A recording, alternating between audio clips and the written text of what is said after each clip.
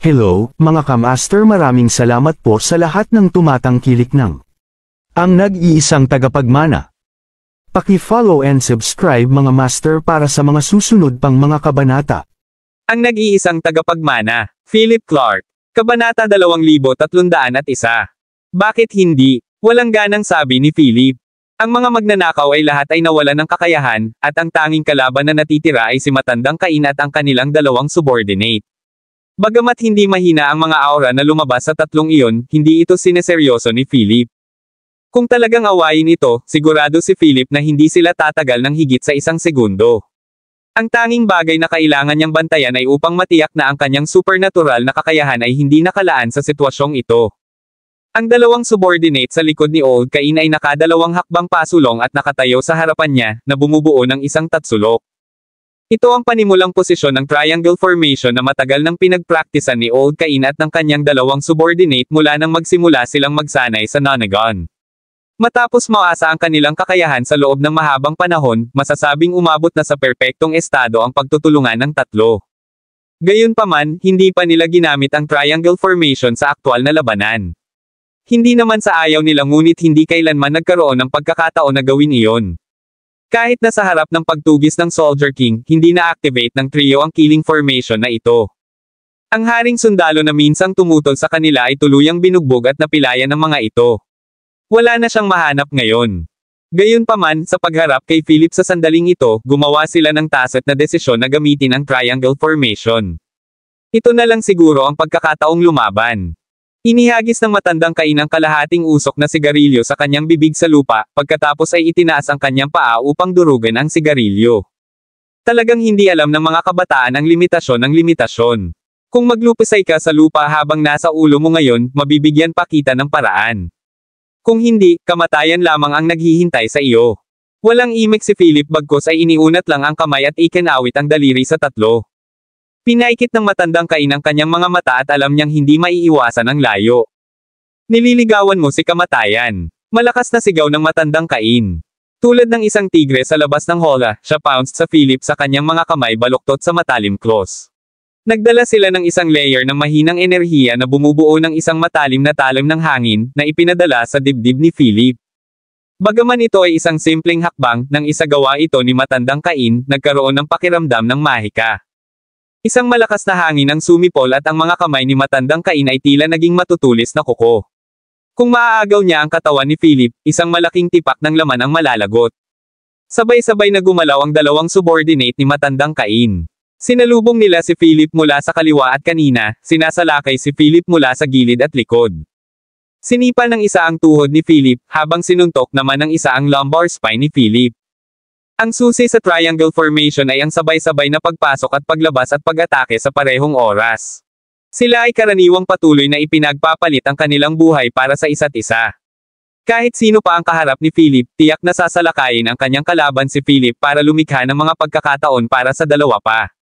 Sa sandaling ito, ang Matandang Cain ay umalis sa kanyang paraan at desperadong sinubukang pigilan si Philip upang lumikha ng pagkakataon para sa kanyang dalawang subordinate.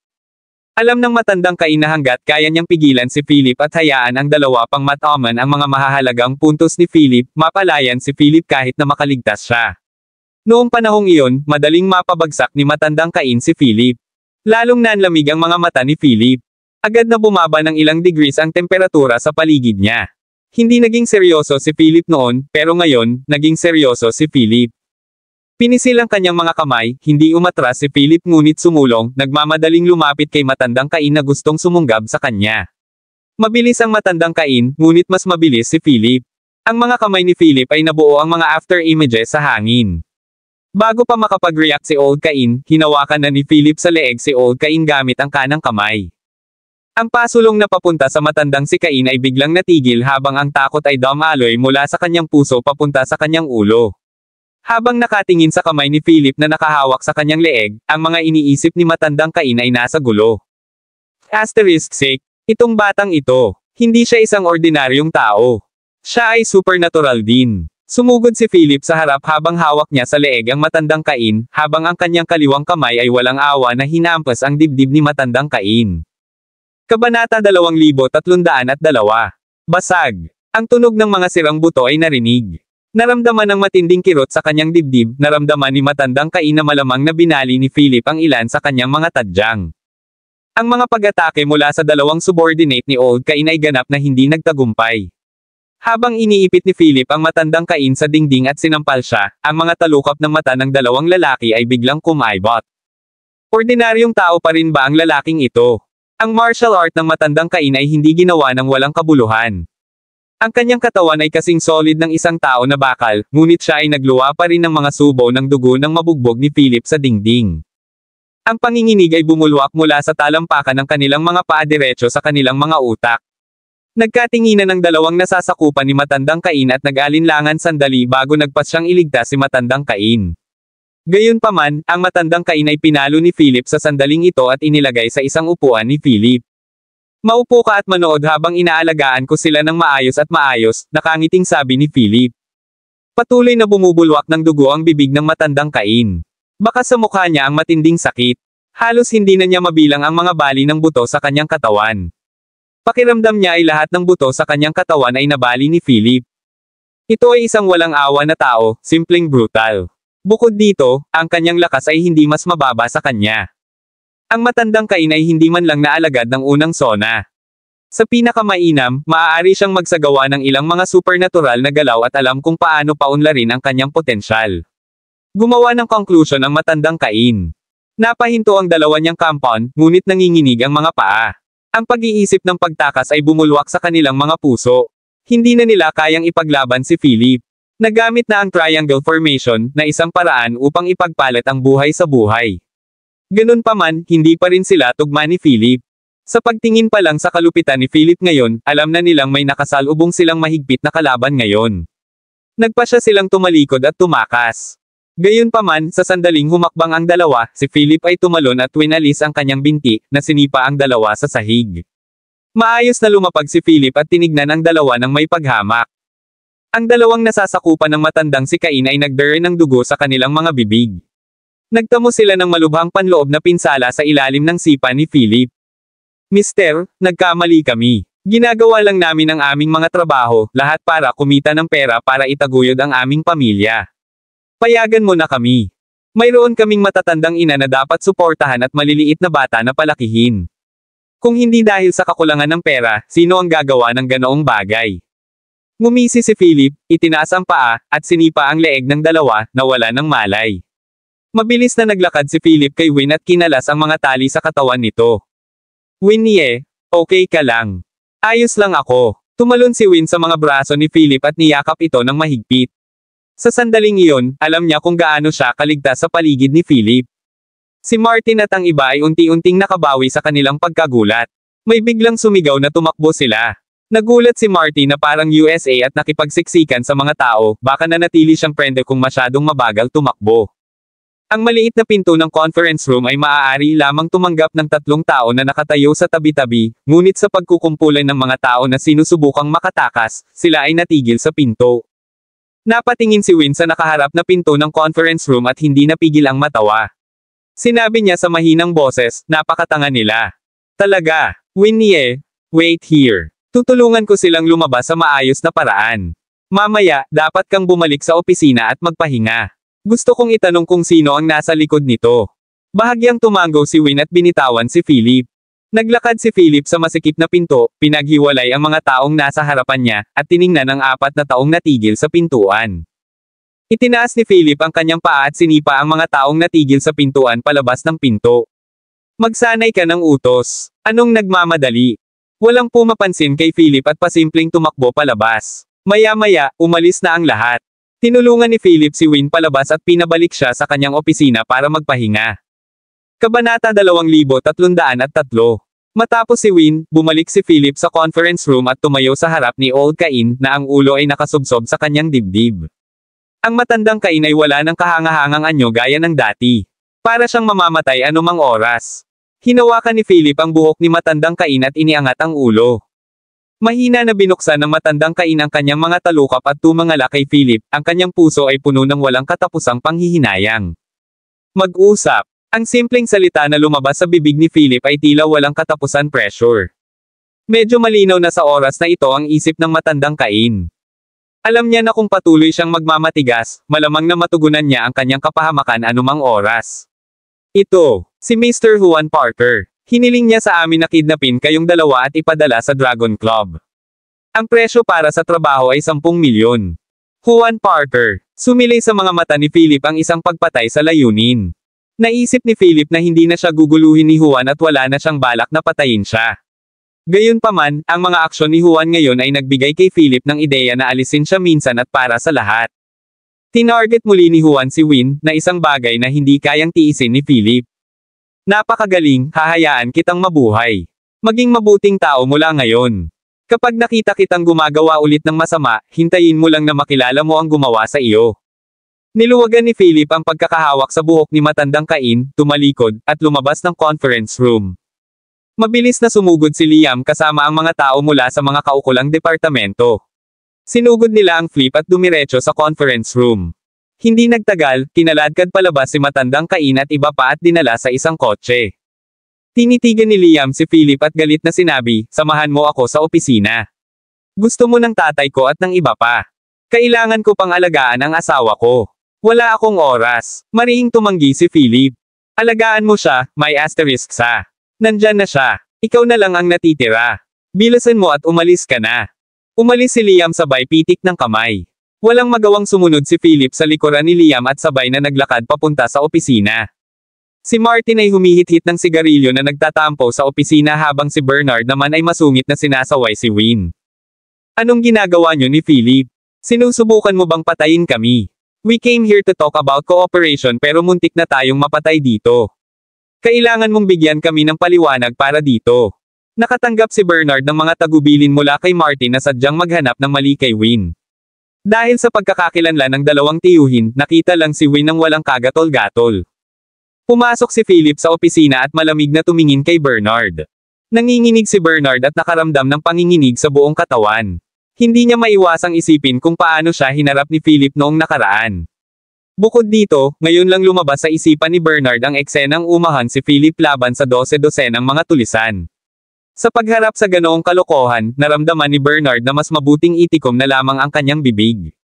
Kung nagalit si Philip, sino ang nakakaalam kung maaari siyang magpatuloy sa isa pang pagpatay. Hinawakan ni Martin ang upos ng sigarilyo at dinurog ito sa ashtray, nanliit ang mga mata kay Philip. Kailangan mo kaming bigyan ng paliwanag sa nangyari ngayon.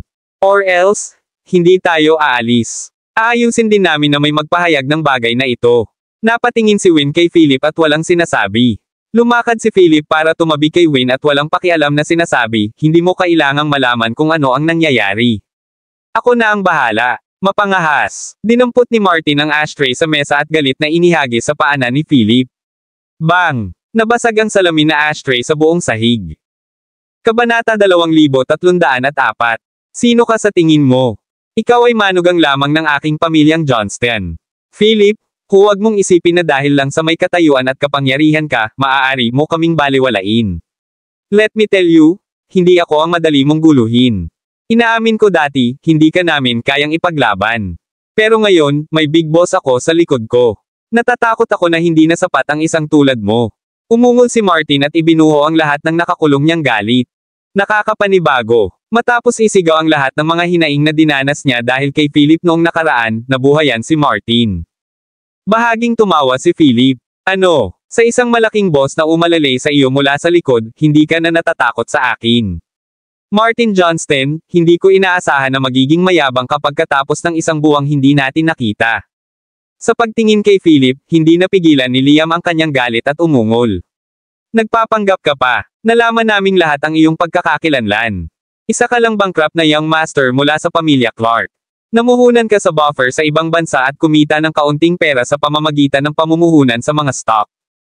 Ano ang ipagyayabang? Oh, sa tingin mo ba nakakamangha na makilala ang mga taong tulad ni Theo Xander at Victor Bell? I'm telling you, hindi mo kayang makipagkulitin sa big boss sa likod ng tatay ko. Kung gusto mong hawakan, maaari mong patayin sa ilang minuto. Win. Dapat mong disiplinahin ang iyong asawa at sabihin sa kanya ang lahat.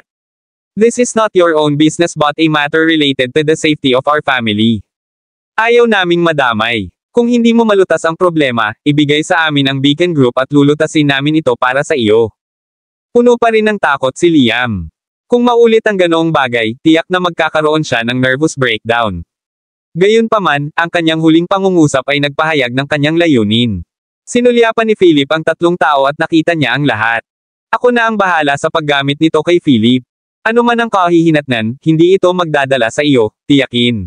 Sabi ni Win na may bahid ng panlalamig sa gilid ng mga mata. Pagkatapos ng lahat, ito ay bikan. Wala itong kinalaman kay Martin at sa iba pa. Damn it, dinidikit mo pa ba yung ilong mo? Sa tingin mo ba wala kaming lakas ng loob na harapin ka? Matigas na sigaw ni Liam. Malamig na ngumuso si Martin at Ainal Alayan si Liam. Win, bilang pangalawang tiyuhin mo, ginagawa ko ito para sa ikabubuti mo.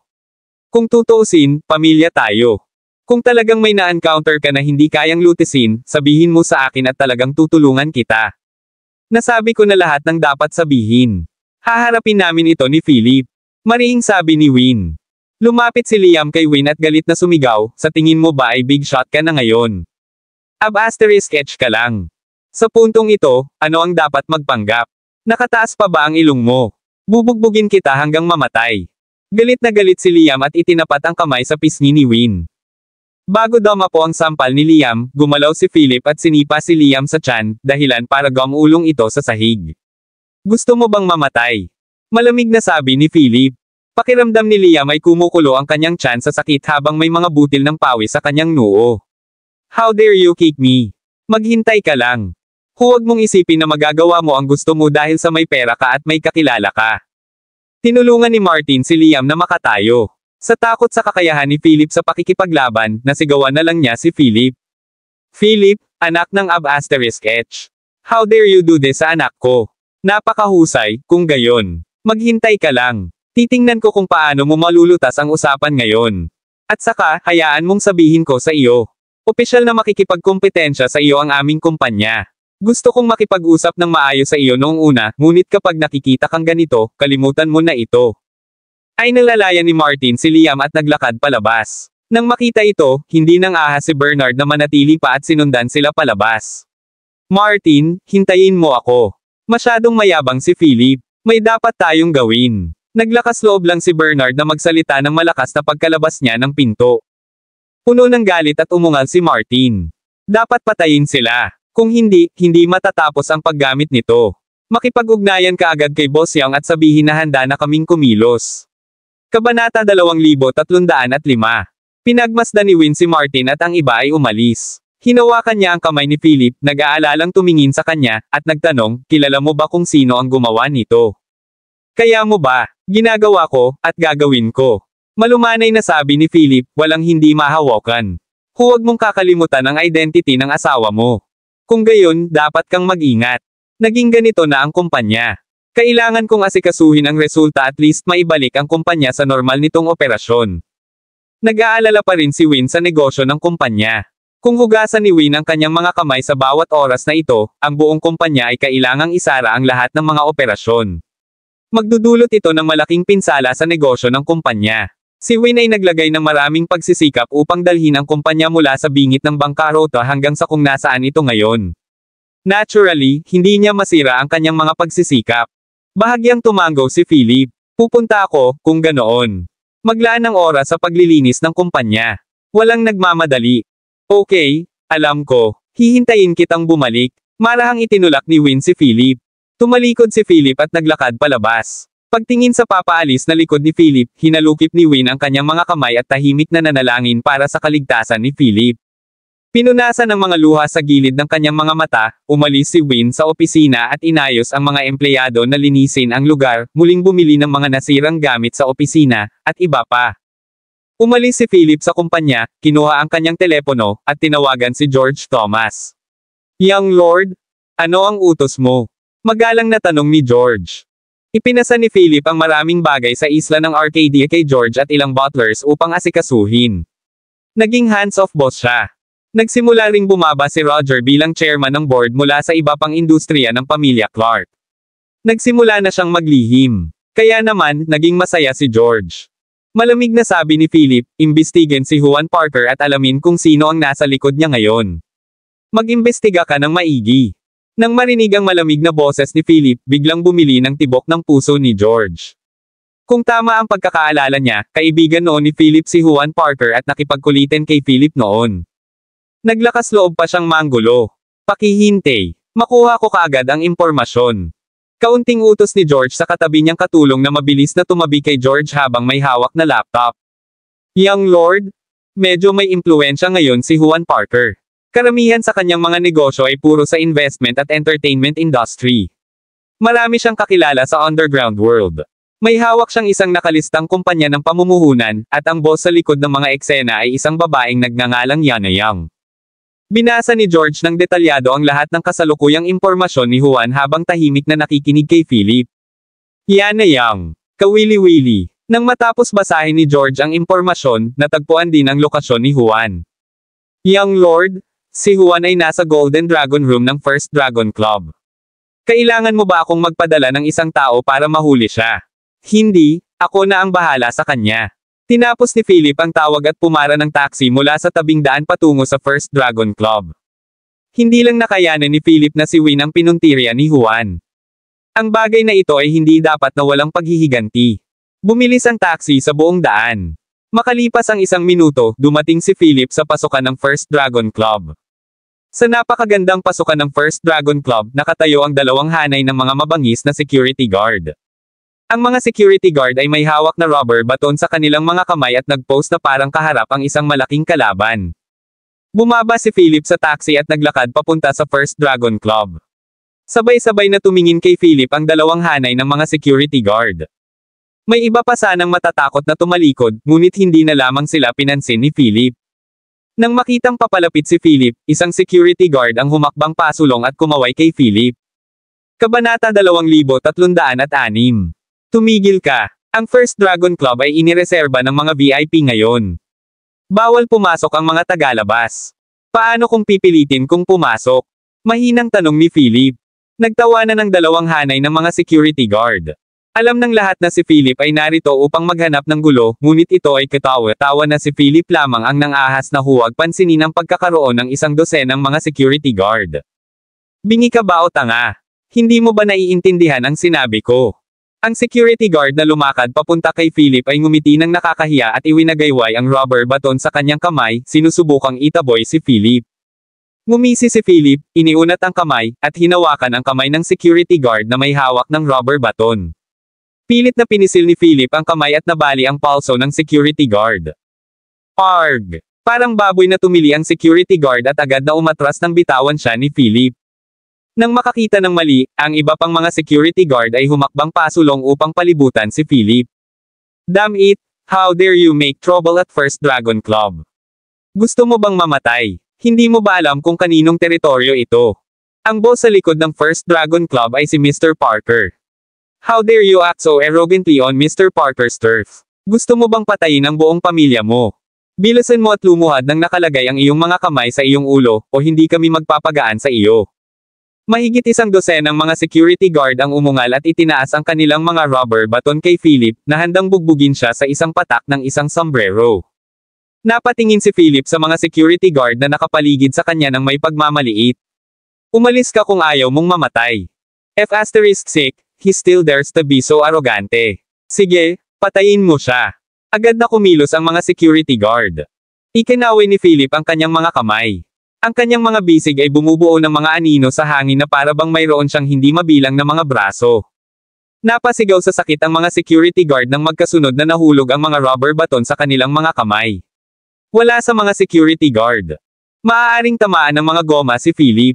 Sa kanilang mga mata, si Philip ay parang multo. Hindi nila matukoy ang eksaktong lokasyon niya. Binasag ni Philip ang mga braso at palso ng lahat ng mga security guard habang huminto siya at bahagyang tumingin sa mga sumisigaw na gwardya sa paligid. Scram! Ang takot na mga security guard ay tumakas sa takot. Nabali ang kanilang mga palso at hindi man lang sila makatawag.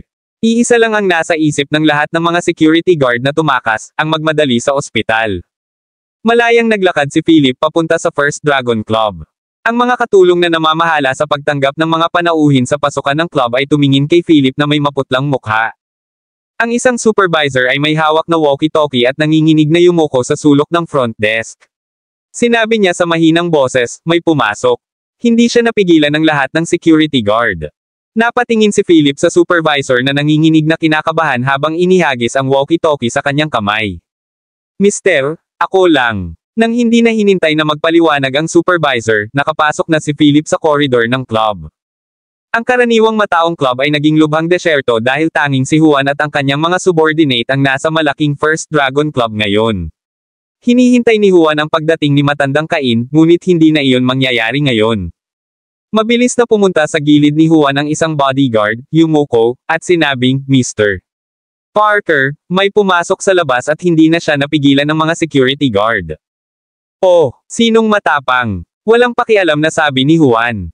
Binuksan ng bodyguard ang TV sa loob ng club. Hindi nagtagal ay lumabas ang footage ng surveillance sa TV. Lumitaw ang figure ni Philip mula sa surveillance footage, at ang mga mata ni Juan ay dilat na dilat. Ha! Bakit nandito? Ang unang pumasok sa isip ni Juan ay nabigo si Matandang Cain, ngunit nang maisip niya ang mga kakayahan ni Matandang Cain, inalis muli ni Juan ang pag-iisip. Ang taong iyon ay isang supernatural na nilalang, hindi isang ordinaryong tao. Kahit na may kaunting yaman at kakayahan si Philip, hindi niya dapat matalo ang isang supernatural na nilalang. Gayunpaman, kung hindi nabigo ang Matandang Cain, bakit lilito dito si Felipe? Hindi kaya ibinente ni Matandang Cain si Juan. Pabalik-balik ang iniisip ni Juan bago siya tuluyang umungol ng mabangis. Pakilusin mo lahat ng bodyguards. Patayin siya. Kabanata 2307. Kasunod ng utos ni Juan, maraming bodyguard ang bumuhos mula sa 4 na pribadong silid sa tabi ng silid ni Juan. Habang nag-iingat si Juan kay Old Cain, naghanda siya ng maraming bodyguards ng maaga upang magbantay laban kay Old Cain. Gayunpaman, bago dumating si Matandang Cain, unang nagpakita si Philip sa pintuan, sa tamang panahon para sa mga bodyguard na ito na alagaan ni Philip. Nang makita ang mga kaibigan ng mga bodyguard na naglapana sa labas ng mga silid sa screen ng surveillance, napangiti si Juan. Ang sinumang dumating ngayon ay kailangang Yumoko, maging dragon o tigre. Nagtataka lang ako kung ano ang ginagawa ni Old Cain, na nakarating kay Philip na nakarating dito. Mamulong si Juan at nadama na dapat niyang alamin ang sitwasyon sa panig ni Matandang Cain. Kinuha ni Juan ang telepono at hinanap ang address book, nakita ni Juan ang numero ng telepono ni Old Cain. Dinial niya ito. Hello? Sinong hinahanap mo? Isang hindi pamilyar na boses ang nagmula sa telepono. Nagsalubong ang mga kilay ni Juan, at parang hindi siya mapalagay. Hinahanap ko si Old Cain. Sino ka? Galing ako sa Supernatural Bureau. Ang Matandang Cain ay pinigil namin dahil sa pagkidnap at paglabag sa mga resulta ng regulasyon. Gayunpaman, dahil sa kanyang matinding pinsala, pansamantala siyang nasa ospital para sa emergency rescue. Kapamilya ka ba niya? Ang boses sa telepono ay nagparamdam kay Juan na surreal. Inaresto ang Matandang Cain. Nasugatan pa siya ng husto. Ano ba ang nangyayari? Maging ang Haring Kawal ay hindi makahawak kay Old Cain. Paano siya maibaba ng sinuman sa Riverdale? Isa siyang supernatural na nilalang. Maaari bang isang ordinaryong tao ang lumaban sa kanya? Anong kalokohan ang nangyayari dito? Isang lamigang bumalot sa puso ni Juan nang sumulpot sa kanyang isipan ang isang eksena ng kanilang kakaibang bodyguard sa paligid ni Philip. Tila may paliwanag ang lahat ngayon. Mas makapangyarihan kaya si Philip kaysa sa Matandang Cain. Siya ba ay isang supernatural na nilalang o isang alagad ng pintuan? Kung hindi, paano matatalo ang Matandang Cain? Tanong ni Juan sa sarili at napatingin sa lalaking nakaitim na nakaupo sa sulok ng kwarto. Tinakpin ng lalaking nakaitim ang mukha ng itim na tela at mahimbing na natutulog sa sofa. Isa siyang dayuhang dalubhasa na inimbitahan ni Juan sa mataas na halaga. Nag-aral siya sa likod ng pintuan ng Bansa M at isang tunay na alagad ng ikatlong sona. Siya ay nabalitaan na isang mahusay na guro mula sa Fuchsia at ang ipinatapong disipulo ng kasalukuyang master ng Jiu-Jitsu. Ang kanyang pangalan ay Luca Sanchez. Si Luca ay napakatalino, at dahil mahal na mahal siya ng master ng Jiu-Jitsu, napakayabang niya. Nang maglaon, nakipag-away siya sa mga alagad ng iba pang disiplina ng martial arts sa Fuchsia at pinatay ang mga disipulong iyon sa kalye. Sa sobrang galit, pinutol ng Jiu-Jitsu master ang lahat ng relasyon kay Luca. Siya ay hinuhuli din sa Fuchsia dahil nagdulot siya ng galit ng publiko dahil sa mga pagpatay. Nang maglaon, pumunta siya sa Bansa M at sumali sa 12 Sacred Halls of the West nang hindi sinasadya. Matapos makapasok sa pinto para magsanay at mag-aral, naging alagad siya ng ikatlong sona nang siya ay lumabas. Kung ikukumpara sa isang ordinaryong supernatural na nilalang, siya ay 12 dosenang beses na mas malakas. Imposibleng ilarawan ang gayong tao na may sentido komon. Nakita mismo ni Juan kung paano tumalon si Luca mula sa isang gusali na 12-dosenang metro ang taas at hindi nasaktan. Noon din nagbabayad ng malaking pera si Juan para kunin siya at ginawang personal bodyguard niya si Luca. Kung tungkol sa antas ng lakas ni Luca, hinuhusgahan ni Juan sa loob na kahit 10 matandang kain ay maaaring hindi katugma kay Luca. Kaya naman, naging trump card ni Juan si Luca. Nang makitang mahimbing na natutulog si Luca, sumili ang ngiti sa mukha ni Juan. Ang lahat ng kanyang mga alalahanin ay nakalimutan. Sa paligid ni Luca, pakiramdam niya ay siguradong ligtas siya. Kabanata 2308. Ibinaling ni Juan ang kanyang mga mata sa TV, pinanood ni Juan ang surveillance footage na para bang nanonood siya ng isang entertainment show. Sumugod na ang mga bodyguard sa koridor at pinalibutan si Philip. How dare itong nagngangalit na baliw na pumasok sa First Dragon Club. Alam mo ba kung kaninong teritoryo ito? Sa hindi paggalang kay Mr. Parker ng ganito, naghahanap ka lang ng kamatayan. Bibigyan kita ng pagkakataong magsisi. Lumuhad ka ngayon sa sahig at gumapang sa harap ni Mr. Parker, kung hindi, mabali namin ang mga paa mo at kaladkarin ka sa kanya. Ang mga bodyguard ay sumigaw ng maingay, hindi sineseryoso si Philip. Kapag pinalibutan ng isang grupo ng mga tao ang isang tao, paano nila sineseryoso ang taong napapaligiran? Napapikit si Philip sa sigawan ng mga bodyguard at humakbang na lang. Saan ka ba pupunta? Hindi mo ba ako narinig? Sabi ko lumuhad ka eh. Hindi naman tanga ang batang ito ha. Abnormal talaga ang ekspresyon niya. Mas gusto kong mag-alaga ng mga tanga. Kakaladkarin ko siya sa inidoro at ituturo ko siyang urinal pot mamaya. Pabirong sabi ng kanilang bodyguard at naglabas ng mga maiikling punyal sa kanilang baywang. Tumabi ka. Tumingin si Philip sa mga bodyguard na may hawak na hawak sa kanyang harapan at mahinahong sinabi, hindi nakakaharang ang mabubuting aso. Damn it! How dare you call US dogs? Hinahanap mo talaga si kamatayan. Boys, gawin natin siyang patay na aso. Sabay-sabay na kumilos ang galit na mga bodyguard at iwinagayway ang kanilang maiikling sandang kay Philip. Ngumisi si Philip at sinugod ang grupo ng mga bodyguard. Ikinumpas niya ang kanyang mga braso at tinamaan ang kanilang mga leeg. Sa mabilis na pagtakbo ng mga kamay ni Philip, ang mga bodyguard sa leeg at hinimatay.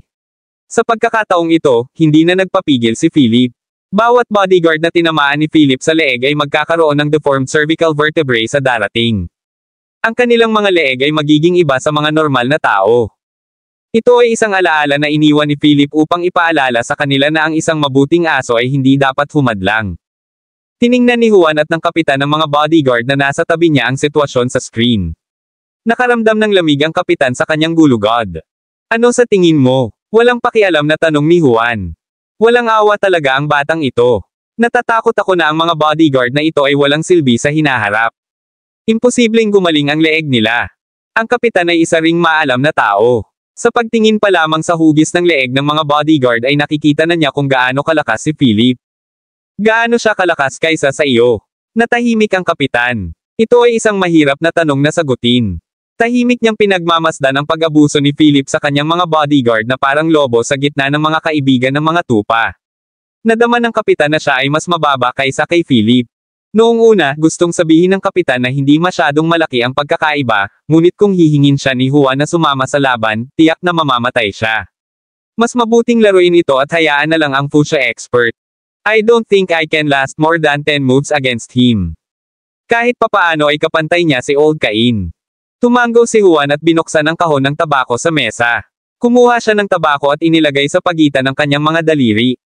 Si Matandang Cain, sa palagay ko ay hindi niya kasing galingan si Matandang Cain. Ano? Medyo nagulat ang kapitan. Gaano kaya kahanga-hanga ang kakayahan ng lalaking ito na maging mas malakas kaysa kay Old Cain? Bago lumitaw si Luca, naisip minsan ng kapitan na si Matandang Cain ang pinakamalakas na tao sa paligid. Gayunpaman, ito ay may kaugnayan din sa kakulangan ng kaalaman ng kapitan ng tanod. Maraming eksperto ang hindi madaling kumilos, kaya walang nakakaalam kung gaano kalakas ang mga supernatural na eksperto. Kanina ko lang tinawagan si Old Cain at isang estranghero ang sumagot. Sinabi niya na si Old Cain ay inaresto ng Supernatural Bureau. Siya ay malubhang nasugatan at nakahiga sa ospital. Medyo kinabahan si Juan, ngunit para magpakita ng kalmadong kilos, nagpatuloy siya sa pagsasalita para mabawasan ang kanyang emosyon. Nakinig ang kapitan sa kawalan ng ulirat. Labis na tensyonado ang kanyang katawan. Mr. Parker, Sa tingin ko, hayaan muna natin si Mr. Sanchez na tumingin sa surveillance. Dapat ay mayroon siyang pangunawa sa taong ito para malaman niya kung ano ang gagawin sa laban mamaya. Bahagyang tumango si Juan, at agad na nilinga ng kapitan si Luca. Nakaupo na si Luca Sanchez na mahimbing na natutulog at pinapanood ang surveillance footage sa CCTV. Kabanata 2309. Si Luca ay mahinang natutulog. Kahit na siya ay mahimbing na natutulog, ang mga hindi pangkaraniwang nangyayari ay maaaring gumising sa kanya. Ito ay dahil sa hindi pangkaraniwang gawaing pandaman na kanyang nabuo pagkatapos niyang pumasok sa 12 Sacred Halls of the West. Kung hindi, namatay na si Luca sa pagtugis. Nagising sa pag-uusap ni Juan at ng kapitan, binuksan ni Luca ang kanyang mga mata at nakita ang surveillance footage sa TV. Pagkatapos ng isang maikling casual na sulyap, isang mapang asar ng ngiti ang lumitaw sa mukha ni Luca. Boss, kaaway mo ba ito? Masyadong inutil itong mga bodyguard mo. Maaari mong ibigay sa akin ang kanilang mga sweldo sa halip. Pagsisilbihan kita ng mas mabuti. Tumawa si Juan at casual na naghagis ng tabako kay Luca. Hindi problema ang pera basta maipakita mo sa akin ang halaga mo. Ang taong ito ang magiging pagsubok ko para sa iyo. Bahagyang tumango si Luca at nakangiting sinabi, napakadali ng pagsubok na ito. Panoorin mo na lang akong sip-in ang ulo niya mamaya. Si Luca ay puno ng tiwala sa sarili at puno ng paghamak kay Philip. Bagamat ipinakita ng surveillance footage ang sobrang lakas ni Philip, sa palagay ni Luca, hindi man lang dapat banggitin ang level ni Philip. Siya ay mas mahusay kaysa sa karaniwang tao. Kahit na siya ay makapangyarihan, sa pinakamaraming, siya ay nasa beginner level ng isang supernatural na nilalang. Ito ay katulad ng pagkakaiba sa pagitan ng isang apprentice magician at isang master magician, isang malaking lamat ang naghiwalay sa kanila. Para kay Luca, isang alagad ng ikatlong sona na matagal nang nalampasan ang mundo, si Philip ay isa lamang surot na madali niyang durugan sa pamamagitan ng pag-angat ng isang daliri. Hahaha, inaabangan ko yung performance mo. Kung kaya mo talagang sipin ang ulo niya, de-double ang sweldo mo. Salamat, boss. Pagkasabi ni Luca ay tumayo na siya at sinimulang ayusin ng masinsinan ang kanyang mga damit. Binalak niyang lumaban sa cool at dasyang na paraan para matanto ni Juan ang kanyang halaga. Sa surveillance footage, pinabagsak ni Philip ang lahat ng bodyguards. Nakahandusay na sila ngayon sa sahig na hindi gumagalaw. Ang eksena ay parang isang larangan ng mga patay na tao. Dahan daw ang itinaas ni Philip ang ulo para tingnan ang kamera. Ngumiti siya at iminuwestra ang kamera na may swiping motion sa kanyang leeg. Isang lantarang provocation. Nagseryoso ang mukha ni Juan. Parehong pinatunayan ni Old kainat ng mga bodyguard na napakalakas ni Philip. Siya ay higit na makapangyarihan kaysa sa inaasahan ni Juan. Philip, matagal na. Hindi ko ine-expect na hindi ka lang mayaman, pero mayroon kang lakas na higit pa sa normal na tao. Humanda ka, sabi ni Juan sa kapitan sa tabi niya. Bahagyang tumango ang kapitan, inilabas ang kanyang pistola mula sa kanyang baywang, at inilagay ang baril sa isang click. Hawak ang pistola, ang puso ng kapitan ay lumundag sa pagmamalaki. Gaano man ka-Jose, ang isang shot ay maaaring wakasan ang lahat. Kung nabigol din si Luca, ang kapitan ang magliligtas sa araw-araw. Pagkatapos ng lahat, ang pistol na ito ay espesyal na na-customize para sa mga alagad ng pinto. Gumasto si Juan ng $30 milyong upang bilhin ito mula sa Supernatural Bureau partikular na upang makitungo sa mga disipulo at supernatural na nilalang. Ang pistol ay naglalaman ng mga pilak na bala na binasa ng isang espesyal na gayuma. Kahit na ang isang disipulo sa ikatlong sona tulad ni Luca Sanchez ay mahuhulog kung siya ay binaril kasama nito. Pinagmasdan ni Juan ang kapitan na inilabas ang pistola at ipinakita ang isang ngiti ng kasiyahan. Sa kanyang kaliwa ay isang dalubhasang disipulo habang sa kanyang kanina ay isang dalubhasang marksman. Kahit na si Philip ay isang Diyos, maaaring mahirap para sa kanya na makalabas ng buhay. Bang! Binuksan ang pinto ng pribadong silid at pumasok si Philip na may yelong mukha. Mayabang na nakaupo si Juan sa sofa habang nakatingin kay Philip na pumasok sa kwarto. Nakangisi niyang sabi, Philip, kanina pa. Hindi ko inaasahan na mayroon kang ilang mga kasanayan, ngunit maaari kang manalo kahit na nagawa mong mag-barge sa lugar na ito. Nakapasok ka sa impyerno, samantalang ako ang hari ng underworld na namamahala sa iyong buhay at kamatayan. Kung ayaw mo, para mamatay, lumuhad ka agad. Sa pagbabalik tanaw sa eksena ng lumuhad siya sa harap ni Philip at napahiya, ang puso ni Juan ay napuno ng walang katapusang hinanakit. Dapat niyang pawiin ang kahihiyan ng kanyang nakaraan ngayon. Kabanata 2310. Ngumuso si Philip at tinignan si Juan ng masama. Hindi pa ba kita tinuruan ng magandang leksyon? Sino ang nagbigay sa iyo ng lakas ng loob para kausapin ako ng ganito ngayon? Hehe, akala mo ba ako pa rin ang Juan Parker dati? Ang lakas ng loob mong manggulo ng walang alam. Ito ang First Dragon Club. Sa tingin mo ba napapalibutan ako ng mga ordinaryong bodyguard? Napaka-childish. Itinuro ni Juan si Luca at sinabing mapanukso, ito ay isang dalubhasang alagad sa pinto, si Luca Sanchez, na gumawa ng kanyang pangalan sa buong Fuchsia. Alam mo ba kung ano ang pintong alagad? Hehe, ayaw mo diba? Pagkatapos ay sabihin ko sa iyo, pinatay niya ang 20 martial arts descendants mula sa Fuchsia sa sobrang galit. Kahit ang 13 majors ng Fuchsia ay wala sa harapan niya. Kailangan lang niyang gumawa ng ilang hakbang para mapabagsak sila. Hehe. Kung ganoon talaga siya kalakas, bakit nandito siya ngayon bilang lapdog mo? Walang ganang sabi ni Philip nang hindi pinapansin si Luca. Ang mga alagad ng pinto ng Fuchsia ay hindi ng pagbanggit. Kahit sino sa shadow guard ng pamilya Clark ay maaaring puksain ang lahat ng puwersa ng martial arts sa Fuchsia. Ang isang dalubhasa lamang ng alagad mula sa Fuchsia ay isang langgam lamang kay Philip.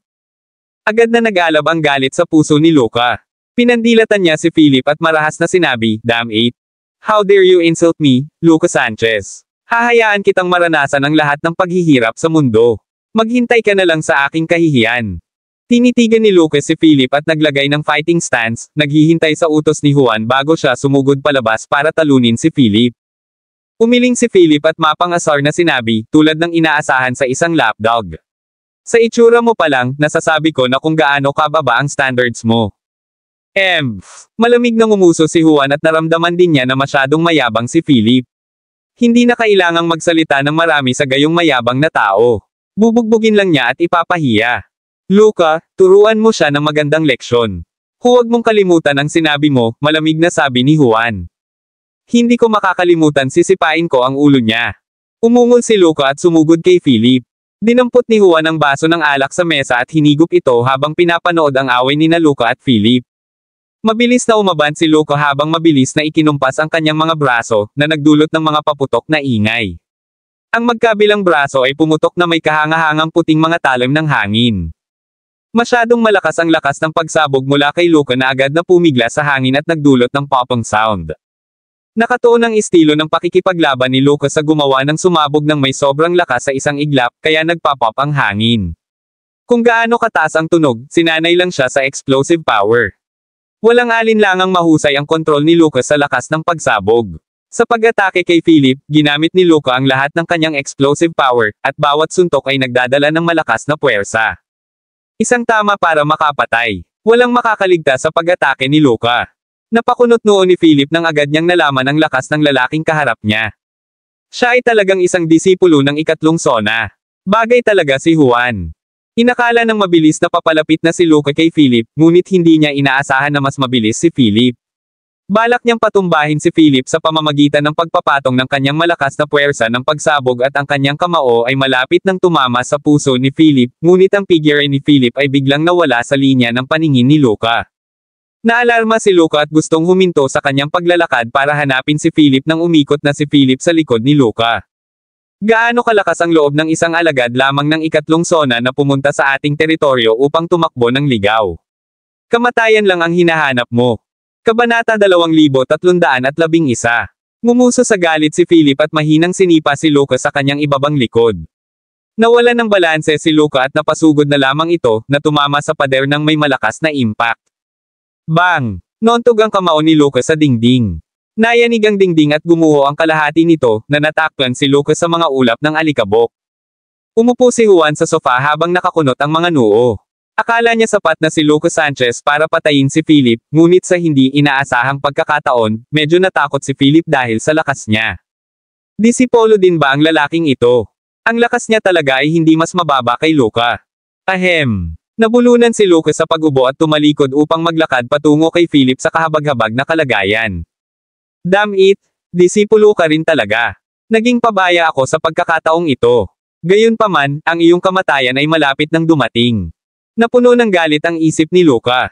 Kung maalab ang galit, sapat na ang galit ni Luca ngayon para kumulo ang buong dagat. Sinabi ko na sa iyo na hindi ka sapat, ngunit napakataas pa rin ang tingin mo sa iyong sarili. Dahil gusto mong mamatay, hindi kita pipigilan. Iniunat ni Philip ang kanyang maliit na daliri at sinenyasan si Luca, ang kanyang mapanghamak na ekspresyon ay nagsasabi ng lahat. Umungol si Luca at marahas na sinugod si Philip habang iniindayog ang kanyang mga kamao. Damn it, alam mo ang halaga ng pagpapahiya sa akin. Hayaan mong ipadala kita sa iyong kamatayan gamit ang aking pinakanakamamatay na pamamaraan. Ang tabako sa kamay ni Juan ay nahulog sa sahig habang pinagmamasdan niyang tulala nang makita si Luca na tinapakan ni Philip sa sahig. Ang kahangahangang nakamamatay na pamamaraan ni Luca ay simpleng sinipa ni Philip bago niya tinanggap si Philip sa sahig na parang patay na. Ano ang nangyayari dito? Paano ito mangyayari? Hindi man lang malinaw na nakita ni Juan ang mga galaw ni Philip. Nakita na lang niya si Luca na agresibong sumugod at sa isang kisap mata ay bumagsak si Luca sa sahig at saka naapakan ni Philip. Siya ay isang disipulo ng ikatlong sona. Maaari siyang tumalon pababa mula sa isang gusali na 12-dosenang metro ang taas ng hindi nasaktan. Maaari pa niyang sipay ng isang kotse sa magkapira-piraso. Siya ay isang ganap na pagtataka. Gayunpaman, ngayon, medyo natarante si Juan. Ang kapitan ay lumunok ng galit na galit. Ito ang unang pagkakataon na nakakita siya ng ganoong kalupit na tao sa kabila ng kanyang makatarungang bahagi ng karanasan. Bahagyang nanginginig ang kanyang mga paa, at ang kamay na may hawak ng baril ay nanginginig ng husto. Naramdaman ng kapitan na ang baril sa kanyang kamay ay parang isang piraso ng bakal. Ang pagharap sa isang tulad ni Philip na napakabilis na halos hindi na siya makita, mabaril nga ba niya ito ng baril? Nadama ng kapitan na ang posibilidad na matamaan ang marka ay masyadong mababa maliban kung siya ay sapat na mapalad. Paano siya lalaban? Naisipan pa ng kapitan na sumuko. Mr. Parker, mukhang hindi tama ang sitwasyong ito. Bakit hindi ko takpan ang pag-urong mo? Sabi ng kapitan sa mahinang boses. Napakunot ng noo si Juan. Ang pag-urong ay imposible. Ito ang First Dragon Club, ang kanyang turf. Kung siya ay umatras, mawawala sa kanya ang lahat ng dignidad. Lahat ng iba pang mga kasosyo sa negosyo ay hahakbang sa kanya sa palabas. Sunog. Malungkot na sabi ni Juan. Medyo naalarma ang kapitan. Natatakot ako na hindi ko siya matatamaan. Masyadong mabilis ang lalaking ito, parang multo. Habang nag-uusap si Juan at ang kapitan, sinipa ni Philip ang tadyang ni Luca. Basag. Ang malutong na tunog ng pag-crack ay narinig habang ang ilang mga tadyang ni Luca ay nabali ng sipa ni Philip. Sumunod ang kahabag-habag na hiyawan. Nasaan ang deadly technique mo? Hindi mo ba sisipain ang ulo ko? Malamig na tanong ni Philip. Patawarin mo ako. Patawarin mo ako. Hindi na ako mangangahas na gawin ito. Nasa kamay ni Philip ang buhay ni Luca.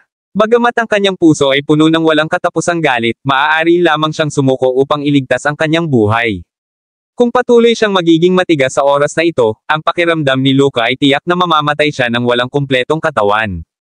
Nagawa niyang takasan ng malupit na pagtugis kay Fuchsia. Sinong mag-aakala na noong handa na siyang mamuhay ng magandang buhay, nakatagpo siya ng isang dakilang demonyong tulad ni Felipe. Ang lakas ng lalaking ito ay tiyak na higit sa mga disipulo sa ikatlong sona. Dam na Juan. Bakit niya pinukaw ang isang alagad na may lakas sa itaas ng ikatlong sona? Kabanata 2312. Wala akong deadly techniques. Nagyayabang lang ako. Nakikiusap ako na palalayain mo ako. Magiging lingkod mo na ako mula ngayon, hindi, alipin mo. Hanggat iniligtas mo ang aking buhay, maaari akong maging asong bantay mo. Nabasag ang integridad ni Luca sa buong sahig. Handa siyang gawin ang lahat mailigtas lang ang kanyang buhay. Maging bantay ko. Hindi ka karapat-dapat para dito. Tinapakan ni Philip ang palad ni Luca. Basag. May tunog ng mga bali ng buto habang naduraj ang palad ni Luca sa pagtapak ni Philip. Malapit nang masira si Luca. Hindi pa rin ito sapat kahit na nagmakaawa na siya. Ano nga ba ang gusto ni Philip? Masakit. Boss, sabihin mo lang kung ano ang gagawin at papakinggan kita. Gagawin ko lahat ng ipagawa mo sa akin. Dapat ba akong pumunta at patayin si Juan Parker?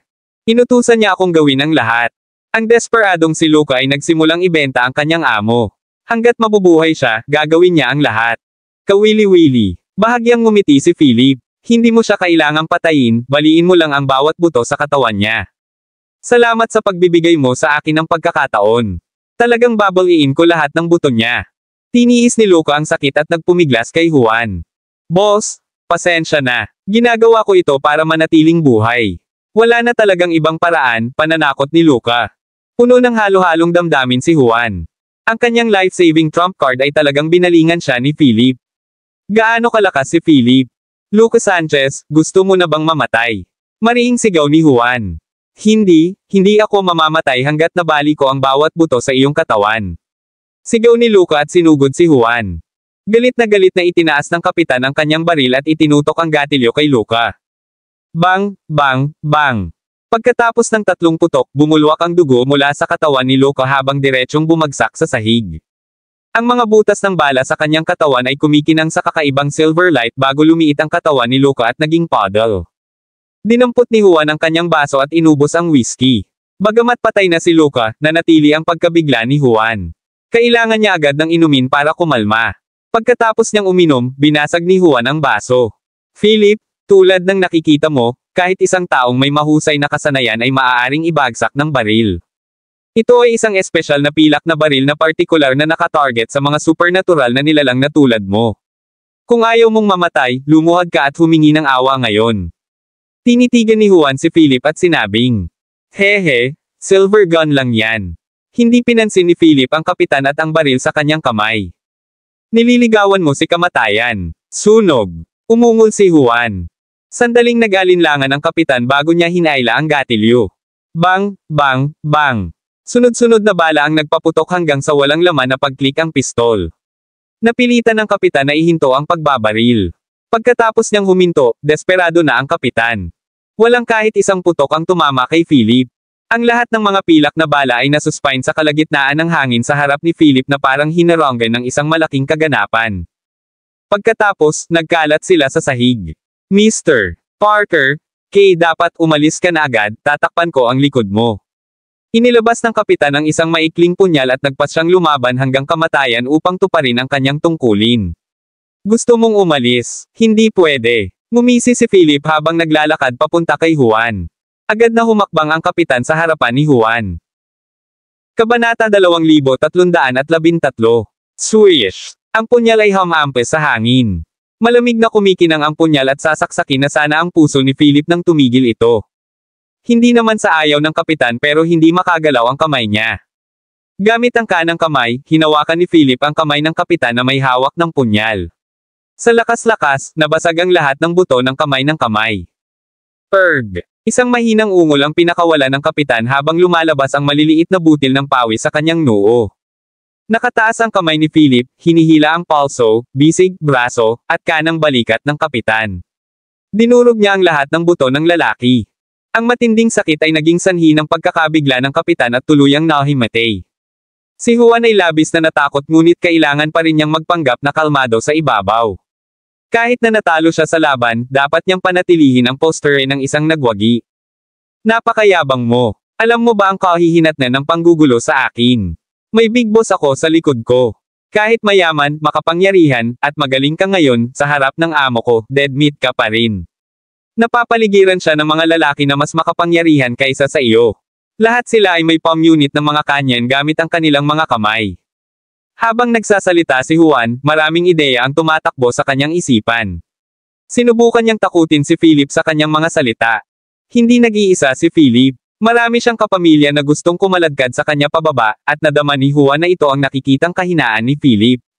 Hanggat kontrolado niya ang kahinaang ito ni Philip, hindi na kailangang mag-alala tungkol sa anumang bagay.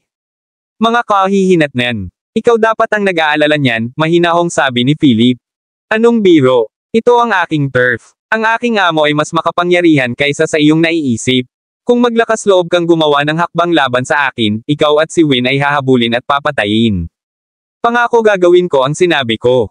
Mayroon ka pa ring anak na babae at bagong panganak na lalaki. Hanggat sinasabi ko ang salita, maaaring kidnapin sila ng isang tao sa ilang minuto. Ang boss sa likod ko ay may malalim na ugat sa 7 rehiyon kabilang ang Upper Creek at Southmore. Kung maglalakas loob kang lapitan ako ngayon, may ipapadala ka agad para harapin ka. Maganda man o masama ang relasyon, basta may karelasyon ka, mamamatay silang lahat. Sa palagay mo kaya mong gawin ang gusto mo dahil sa isa kang supernatural na nilalang. Ketawa-tawa. Ang mundong ito ay higit pa sa nakikita mo. May mas makapangyarihang tao kaysa sa iyo. Si Juan ay umungal na parang baliw na leon, sinusubukang takutin si Philip at umatras sa mga nakakatakot na salita na ito. Tahimik na nakikinig si Philip. Nang matapos magsalita si Juan, sumilay sa kanyang mukha ang isang mapanuksong ngiti. So childish. Nakakabahala talaga ang katalinuhan mo. Saglit na natigilan si Juan bago niya tinignan si Philip ng masama. Naramdaman ni Juan na nasa bingit ng pag-atres si Philip. Tinakat na niya si Philip. Kailangan lang niyang itulak ng kaunti para tuluyang matakot si Philip. Ang childish mo naman. You're just a young master of a small family. How dare you fight me? Mas gamitin mo ang utak mo at isipin ang mga kahihinatnan ng panggugulo sa akin. Kung lumuhad ka sa sahig at humingi ng awa sa akin ngayon, mabibigyan pa kita ng pagkakataong mabuhay. Habang nagsasalita si Juan ay inilabas na ni Philip ang kanyang phone. Yung boss sa likod mo. Hehe, tingnan natin kung ano ang magagawa niya sa akin. Pagkatapos magsalita ni Philip, dinial niya ang number ni George. Nakaupo ng tuwid si George sa sandaling iyon, at ang kanyang mga mata ay nakatutok sa telepono sa kanyang kamay na para bang hinihintay niyang tumunog ang alarm habang siya ay nag-charge papunta sa larangan ng digmaan. Ang telepono ay tumunog ng isang magandang ringtone. Natigilan si George at mabilis na pinindot ang answer button. Young Lord, handa na ang lahat. Hinihintay ko lang order mo. Panipi. Gawin mo, mahinang sabi ni Philip. Okay. Malapit nang matikman ni Juan Parker at ng mga tao sa likod niya ang sakit. Tinapos ni Philip ang tawag at nakangiting tumingin kay Juan. Maghintay at tingnan natin. Galit na naghintay si Juan, iniisip na nagpapanggap si Philip. Isang sobrenatural na alagad ng ikatlong sona ang nang-ahas na magsalita tungkol sa pagpapahirap sa amo sa likod niya. Ito ay isang biro lamang. Mamamatay ka ba kung hindi ka nagyayabang? Sa tingin mo ba maniniwala ako sa kalokohan mo? Ang boss sa likod ko ay isang behemoth sa iyo. Kahit 10 kayo ay hindi makakasama ng amo ko. Iniisip ko talaga kung saan mo nakuha ang tiwala mo. Habang nagsasalita si Juan, mas lalo siyang nakaramdam ng smogger, sa pag-aakalang kaya lang yumuko si Philip sa makapangyarihang amo sa likod niya. Kabanata 2314. Walang sabi-sabing ngumiti si Philip at itinaas ang kamay para sampelan sa mukha ni Juan. Ikaw ang walang utak. Huwag kalimutan ang iyong katayuan bilang isang hostage ngayon. Napahawak si Juan sa mukha at naupo muli sa sofa, masama ang tingin kay Philip. Maya-maya, tumawa siya ng malakas. Hahaha, ang lakas ng loob mong suntukin ako. Kung sasampalin mo ako ngayon, babayaran ko ito ng 10 ulit at 100 ulit. Maghintay ka hanggang sa magawa mo iyon. Nang matapos magsalita si Philip ay muli niyang sinampal ng malakas si Juan. Pasulong na sampal, backhand sampal, at magkahalong sampal. Mabilis na bumagay ang mukha ni Juan sa ulo ng baboy. Ang kanyang utak ay buzzed malakas, at siya ay nasa isang masamang kalagayan. Maghintay ka lang. Saktan mo ako at hahayaan kitang mamatay sa isang miserableng kamatayan. Bumantong hininga si Juan, gusto niyang patayin si Philip ngayon din. Hihihi. Itinapat ni Philip ang kanyang kamao sa balikat ni Juan, natusok ang kanyang balikat at nabasag ang kanyang buong talim ng balikat. How dare you send someone to kidnap Winnie? Nililigawan mo si kamatayan. Pagkatapos magsalita ni Philip, tinapakan niya ang hita ni Juan, naputol ang buto ng hita niya sa ilang piraso. How dare you have masasamang intensyon sa anak ko? Masyado yata akong naging mabait sa'yo noon. Si Juan ay napabuga ng malamig na pawis sa sakit at napaungol sa luha, bastard. Maghintay ka lang. Makuha mo ang iyong mga makatarungang disyerto. Mukhang kailangan kong magpatuloy. Napangisi si Philip habang itinaas ang paa at tinapakan ang guya at bukong-bukong ni Juan, dahilan para mapaiyak si Juan sa sakit.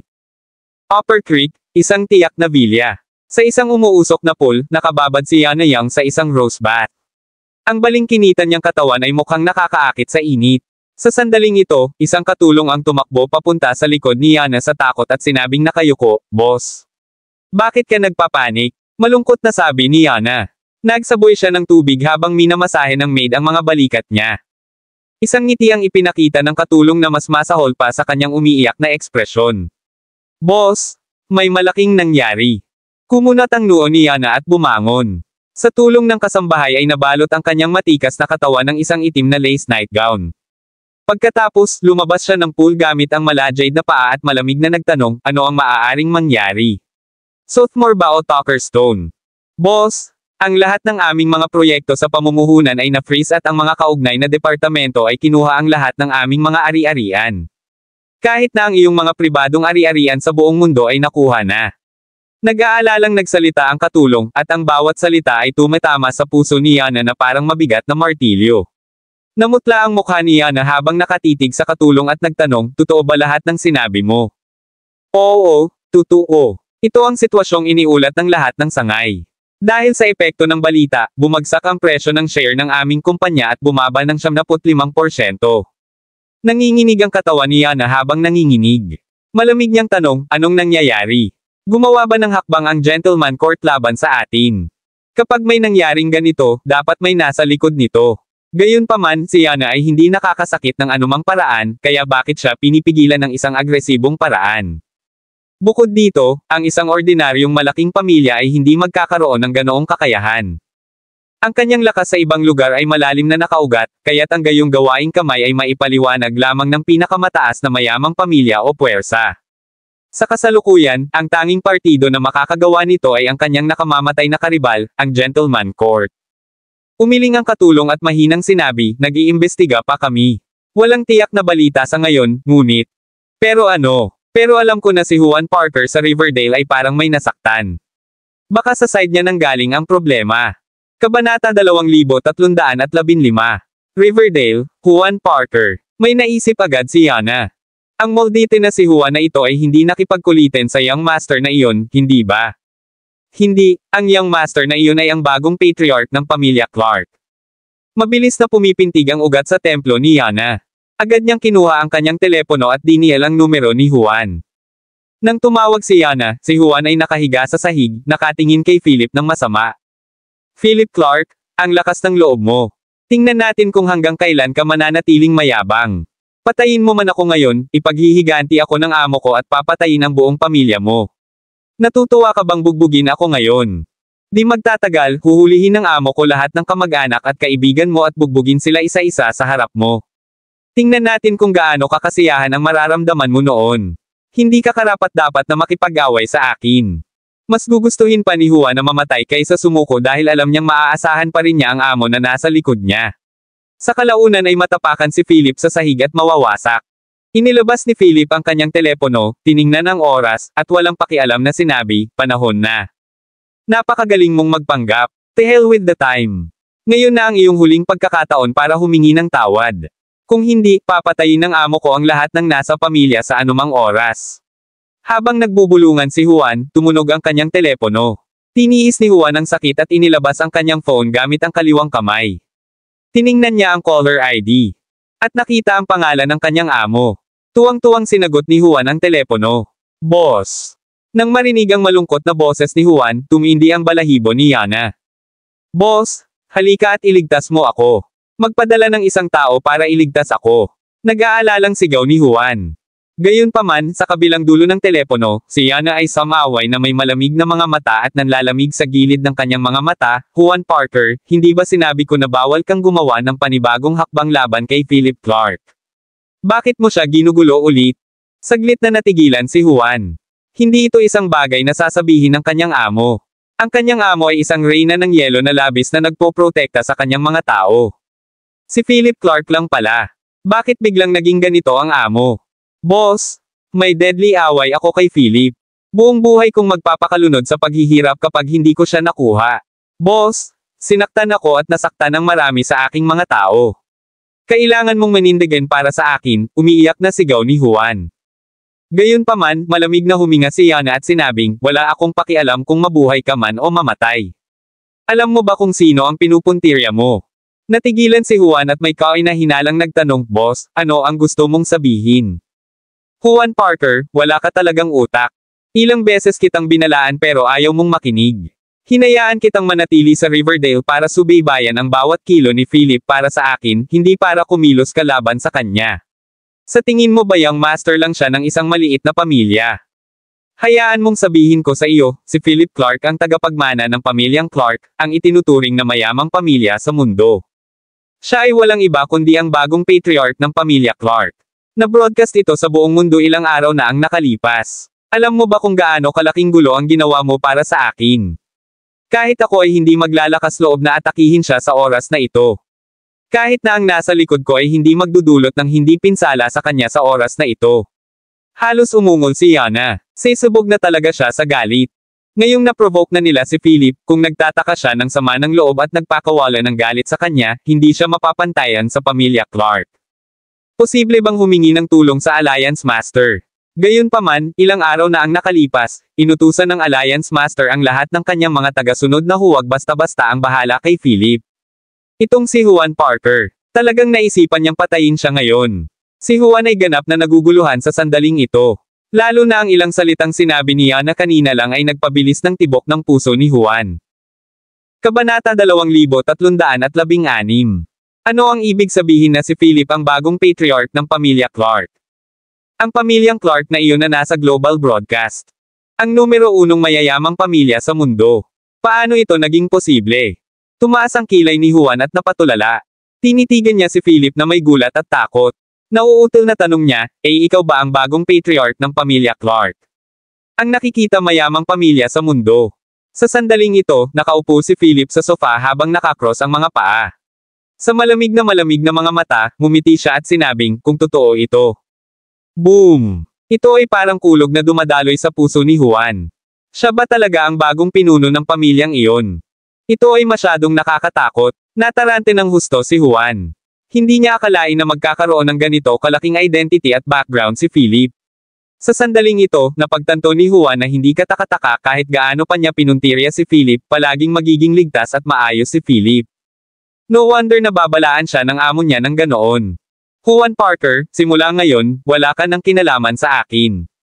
Nasa kamay niya ang buhay mo. Pagkasabi nito ay pinatay na niya na ang tawag.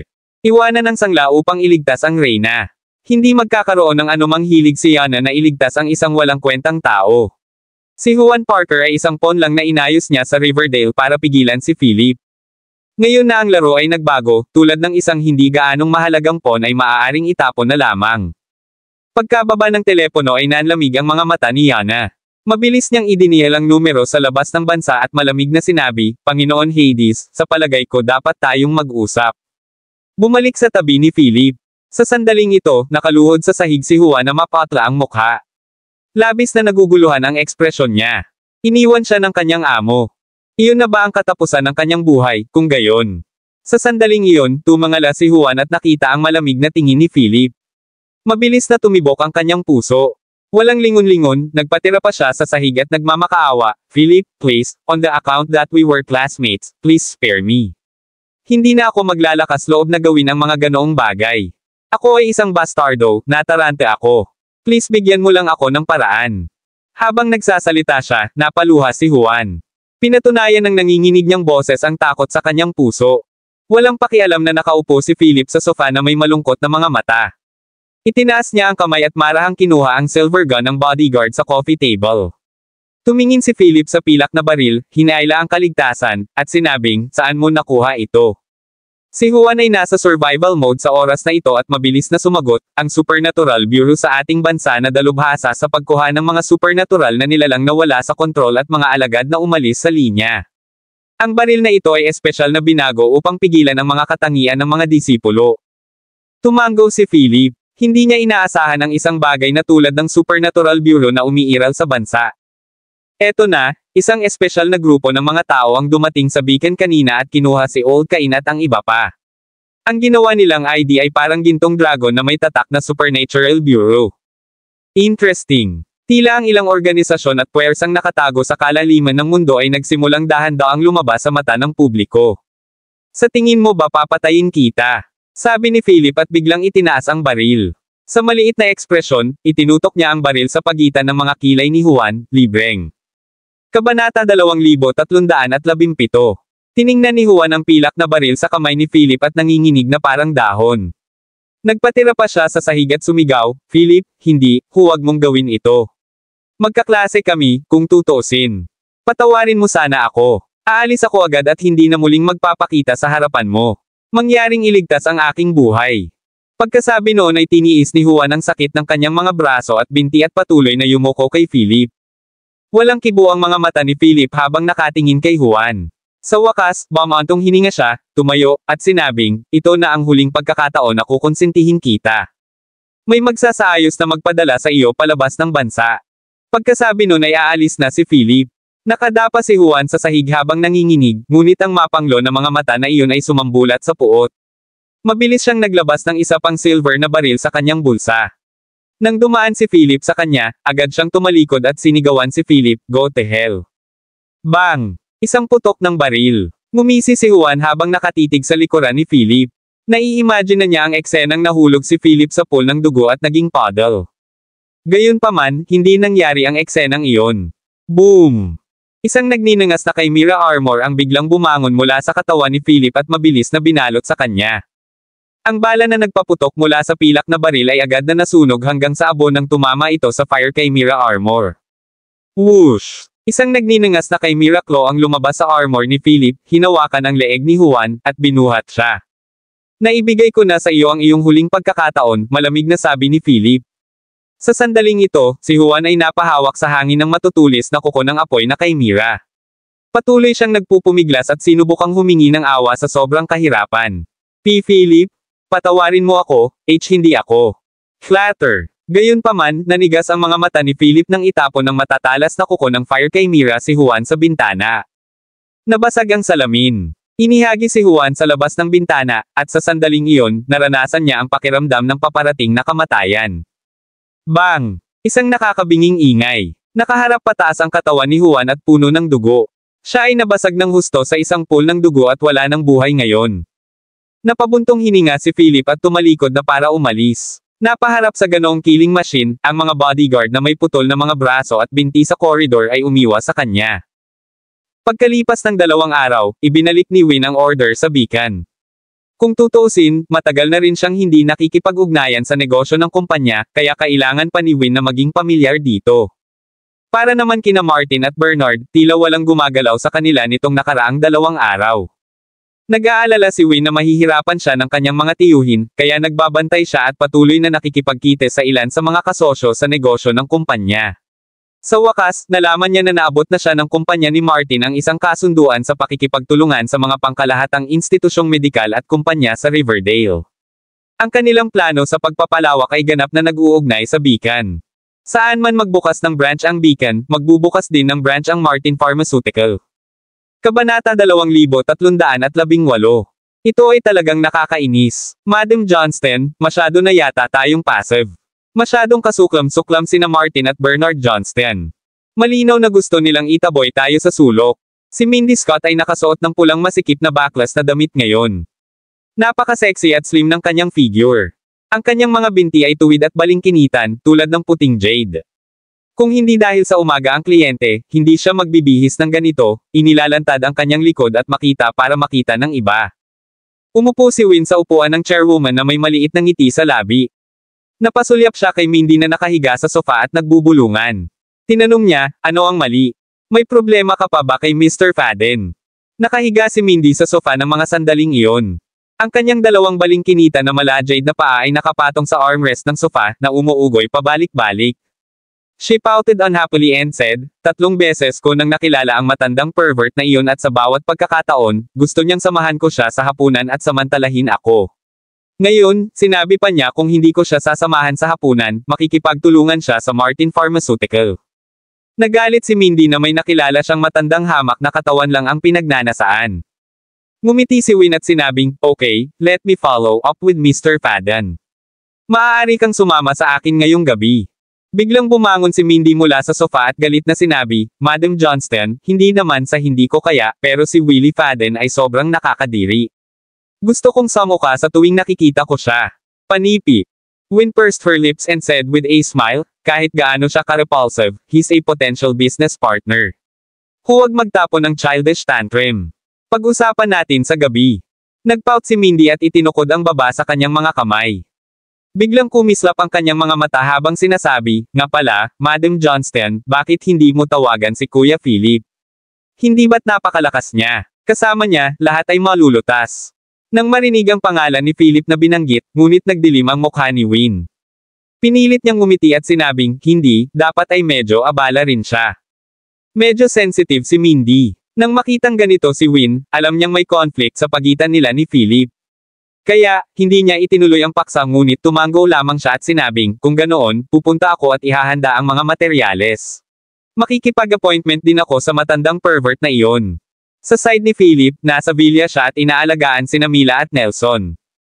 Ang maliit na lalaki na ito ay ngayon ay patas at matambok na may 2 malalaking bilog na mausisa na mga mata na nakatingin sa labas ng mundo. Ang tanging hindi maisip ni Philip ay na sa tuwing natutulog ang batang ito, may malabong gininto ang kinang sa kanyang katawan. Tinanong din ni Philip si Roger tungkol dito. Sinabi ni Roger na hindi niya alam at malamang ay dahil sa espesyal na pangangatawan ni Nelson. Sa sandaling ito, tumunog ang kanyang telepono, at ito ay isang hindi pamilyar na numero. Hello, Mr. Clark. May anti-gong auction ngayong gabi. Gusto mo bang dumalo? May napakagandang boses ng babae sa kabilang dulo ng telepono. Napagtanto ni Philip kung sino ang kabilang partido sa sandaling ito. Yana Yang. Bakit biglang sabi ng babaeng ito? Hindi naman. Hindi kami gaanong magkakilala, malamig na sabi ni Philip at tatapusin na sana ang tawag. Mabilis na sinabi ni Yana, Mr.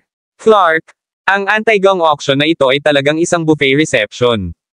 Ang pangunahing layunin ay magbigay ng business networking at kooperasyon, pati na rin upang palawakin ang aming mga kontak. Tungkol naman sa mga antik na isinubasa, karamihan sa kanila ay nababalot ng misteryo. Dapat ding mayroong ilang mga nakatagong pamilya na nakipag-ugnayan sa Nonagon at sa pintong dumalo. Sa palagay ko, dapat kang maging interesado dito, tama ba?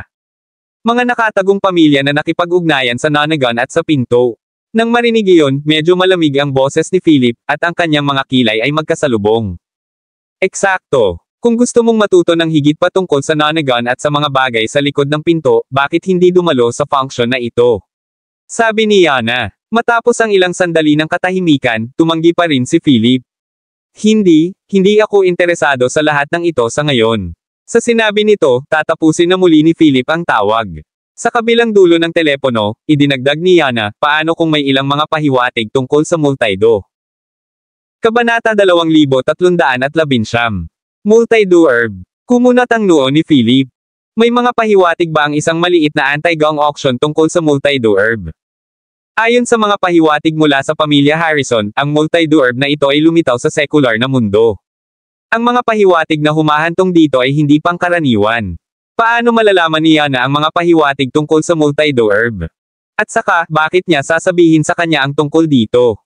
Alam kaya ni Yana ang sikreto ng pagsilang ni Win.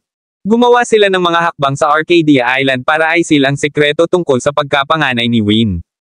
Ang sino mang maglakas loob na ihayag ito ay mahaharap sa pagkalipol ng kanilang buong angkan. Tama na yan. Nabalitaan ko na ang multido herb ay isang gamot na ipinasa mula sa panahon ng unang emperador. Ito ay may mahimalang epekto ng pagbabalik sa mga patay at mahabang trabaho rin sa pagtataguyod ng buhay. Pero syempre, hindi alam ang totoong epekto. Mahinang sabi ni Yana, napakalambot ng boses. Bueno, kapag sinabi mo iyan, mayroon akong ilang interes, sabi ni Philip. Hindi niya tinanong si Yana kung alam niya ang tungkol sa kapanganakan ni Win, o kung alam niya ang tungkol sa Golden Blood Syndrome. Dahil hindi ito binanggit ng kabilang partido, kailangan nito na mayroon pa ring reserbasyon ang kabilang partido. Okay. Sasanduan ba kita sa gabi? Maingat na sabi ni Yana sa mga sandaling ito. Kung hindi dahil sa kanyang pagsunod sa mga plano, hindi magiging maingat at magalang si Yana. Hindi na kailangan. Umiling si Philip. Alam niya ang style ni Yana. Kung magmaneho siya ng isang marangyang kotse at hintayin siya sa pintuan, imposibleng ipaliwanag ang kanyang sarili kung nakita ito ni Win o Martha. Kung tutuusin, medyo malamig ang kinikilos ni Win sa kanya ngayon. Sabihin mo sa akin ang address at pupunta ako doon mag-isa. Okay, sabihin mo sa kanila ang pangalan ko pagdating mo. Tumango si Yana. Pagkatapos niyang gawin ang tawag, pumasok si Martha sa pintuan at may kaina-hinalang nagtanong, sino ito? Wala naman. Inimbitahan ako ng isang kaibigan na dumalo sa isang antique auction ngayong gabi, sagot ni Philip. Ngumuso si Martha at walang sabing pumasok sa silid. Sa panig na ito, sa opisina ng chairman ng Martin Pharmaceutical. Sina Martin at Bernard, pati sina Liam at Lynn, ay nag-uusap tungkol sa Beacon Group. Pare, parang hindi na tayo maghihintay. Sinabihan kami ni Boss Young na maghintay, ngunit sa tingin ko ito ang magandang panahon para mag-strike tayo. Ayon sa balita ng mga taong inayos ko, makikipagkita ang Little B** H na si Win kay Mr. Faden ngayong gabi. Kung sila ay sumang-ayon na makipagtulungan, ang buong pharmaceutical market sa Timog ay kukunin ni Win. Labis na balisa si Liam. Matagal na rin siyang nakikipag-ugnayan kay Willie Faden ng Faden Pharmaceutical Group, ngunit siya ay isang tusong matandang soro at isang matigas na mani. Lynn also echoed, Uncle Martin, I think Liam is right. Ngayong gabi ang ating huling pagkakataon. Kung nanalo si Win sa pakikipagtulungan sa Faden Pharmaceutical, mawawalan tayo ng lakas.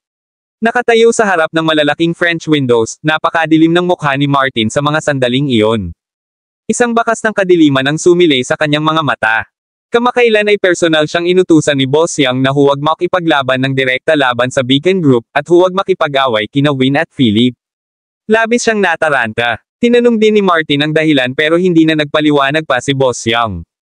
Ayusin ng isang tao na tambangan sa hotel kung saan naghahapunan sina Win at Willie Faden ngayong gabi. Mabuti kung hindi sila magkasundo, pero kung magkasundo sila. Sumilay ang lungkot sa gilid ng mga mata ni Martin. Gumawa siya ng gesture ng pag-swipe sa kanyang leeg. Kabanata 2320. Naintindihan naman ni Liam sa isang sulyap at agad niyang kinuha ang phone niya. Sabi niya, "Tay, ipaubaya mo sa akin ito. May kilala akong grupo ng mga assassin na nakalusot mula sa ibang bansa. Lahat sila ay mga eksperto. Sinasabing sila rin ay makapangyarihang supernatural na nilalang." Nilingan ni Martin ang kanyang ulo, pinaikit ang kanyang mga mata, at nagising sinabi, "Mga supernatural na nilalang. Magaling. Napakahusay. Gaano man ang halaga nito, sabihin sa kanila na gawin ito." Simula nang makipag-ugnayan sila kay Boss Yang, mas tumaas din ang kanilang mga inaasahan. Nalaman nila na ang mundong ito ay hindi katulad ng una nilang nakilala. Sa mundong ito, mayroon ding tinatawag na supernatural beings. Sila ang mga superhuman na sinasabing matagal nang umiral. Biglang sabi ni Liam, "Nga pala, Tatay at Tio Bernard, may antique auction mamayang gabi sa Spruce Villa. Mayroon akong 4 na imbitasyon. Bakit hindi tayo pumunta at tingnan? Nabalitaan ko na maraming malalaking boss at ilang mga tao mula sa mga nakakatakot na pamilya ang naruroon din." Sinulyapan ni Martin ang gininto ang imbitasyon sa kamay ni Liam at sinabing, "Itong klaseng shabby auction ay para lang lokohin ang mga tao.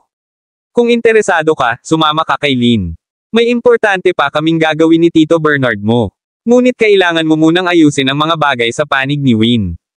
Kung may nangyaring masama, susundan kita." Ngumiti si Liam at sinabing, "Tatay, makatitiyak ka." Ang anti-gang auction ay ginanap sa isang high-end na club na tinatawag na Spruce Villa sa tabi ng Tundra Mountain sa Riverdale. Malayo ito sa mga suburb, malapit sa dagat at napapaligiran ng mga bundok. Ang lugar ay nagkaroon ng napakagandang kapaligiran. Pagkatapos magpalit ng damit ni Philip, sumakay siya ng taxi papuntang Spruce Villa at nakita niya ang maraming mararangyang sasakyan na nakaparada sa plaza. Mukhang maraming mayayaman dito ngayong gabi, sa isip niya. Matapos niyang banggitin ang pangalan ni Yana sa door attendant, magalang na pinapasok siya ng usher. Napakarangal ng dekora ayon sa loob ng Spruce Villa. Ang bulwagan ay maliwanag na naiilawan at sa abot ng aking paningin, ang lugar ay puno ng maayos na bihis na mga figure sa matataas na lipunan. Maraming mayayamang bata na kasing edad ni Philip ang bumuo din ng maliliit na bilog at tuwang-tuwang nakikihalo. Ang mga taong tulad ni Philip na pumasok na nakasuot ng casual na damit ay nakakuha ng atensyon ng maraming tao. Ang prelude sa anti-gang auction ay isang buffet. Dahil hindi pa naghahaponan si Philip, pumunta siya sa buffet area at kumuha ng plato. Kumain siya habang pinagmamasdan ng mga tao sa paligid niya.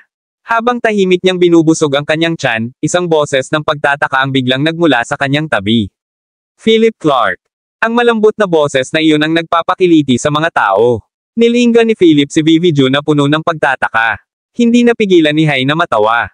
"Hey, Miss Ju. Bakit mayroon kang oras upang bisitahin ang aming munting bahay? Nag-away ba kayo ng pinsan ko?" Nang makita si Philip, hindi napigilan ni Vivi na mamula. Inilibot niya ang kanyang mga mata sa kanya at sinabing mapang-akit, "Mamamatay ka ba kung hindi mo siya babanggitin? Hindi pa ako nakakita ng ganoong prangka na tao." Humalaklak si Philip at walang sinabi. Kinusat ni Vivi ang malaking curious na mga mata at tinitigan si Philip. Lumapit siya, hinawakan ang braso ni Philip, at nakangiting nagtanong, "Philip, may utang ka pa sa akin.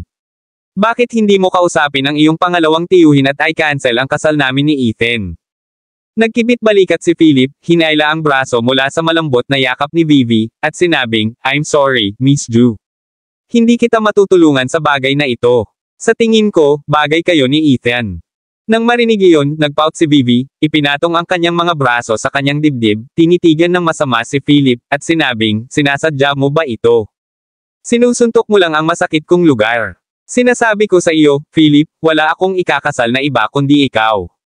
Nahulog na ako sa'yo. Wala akong pakialam sa nerd na iyon na si Ethan Clark."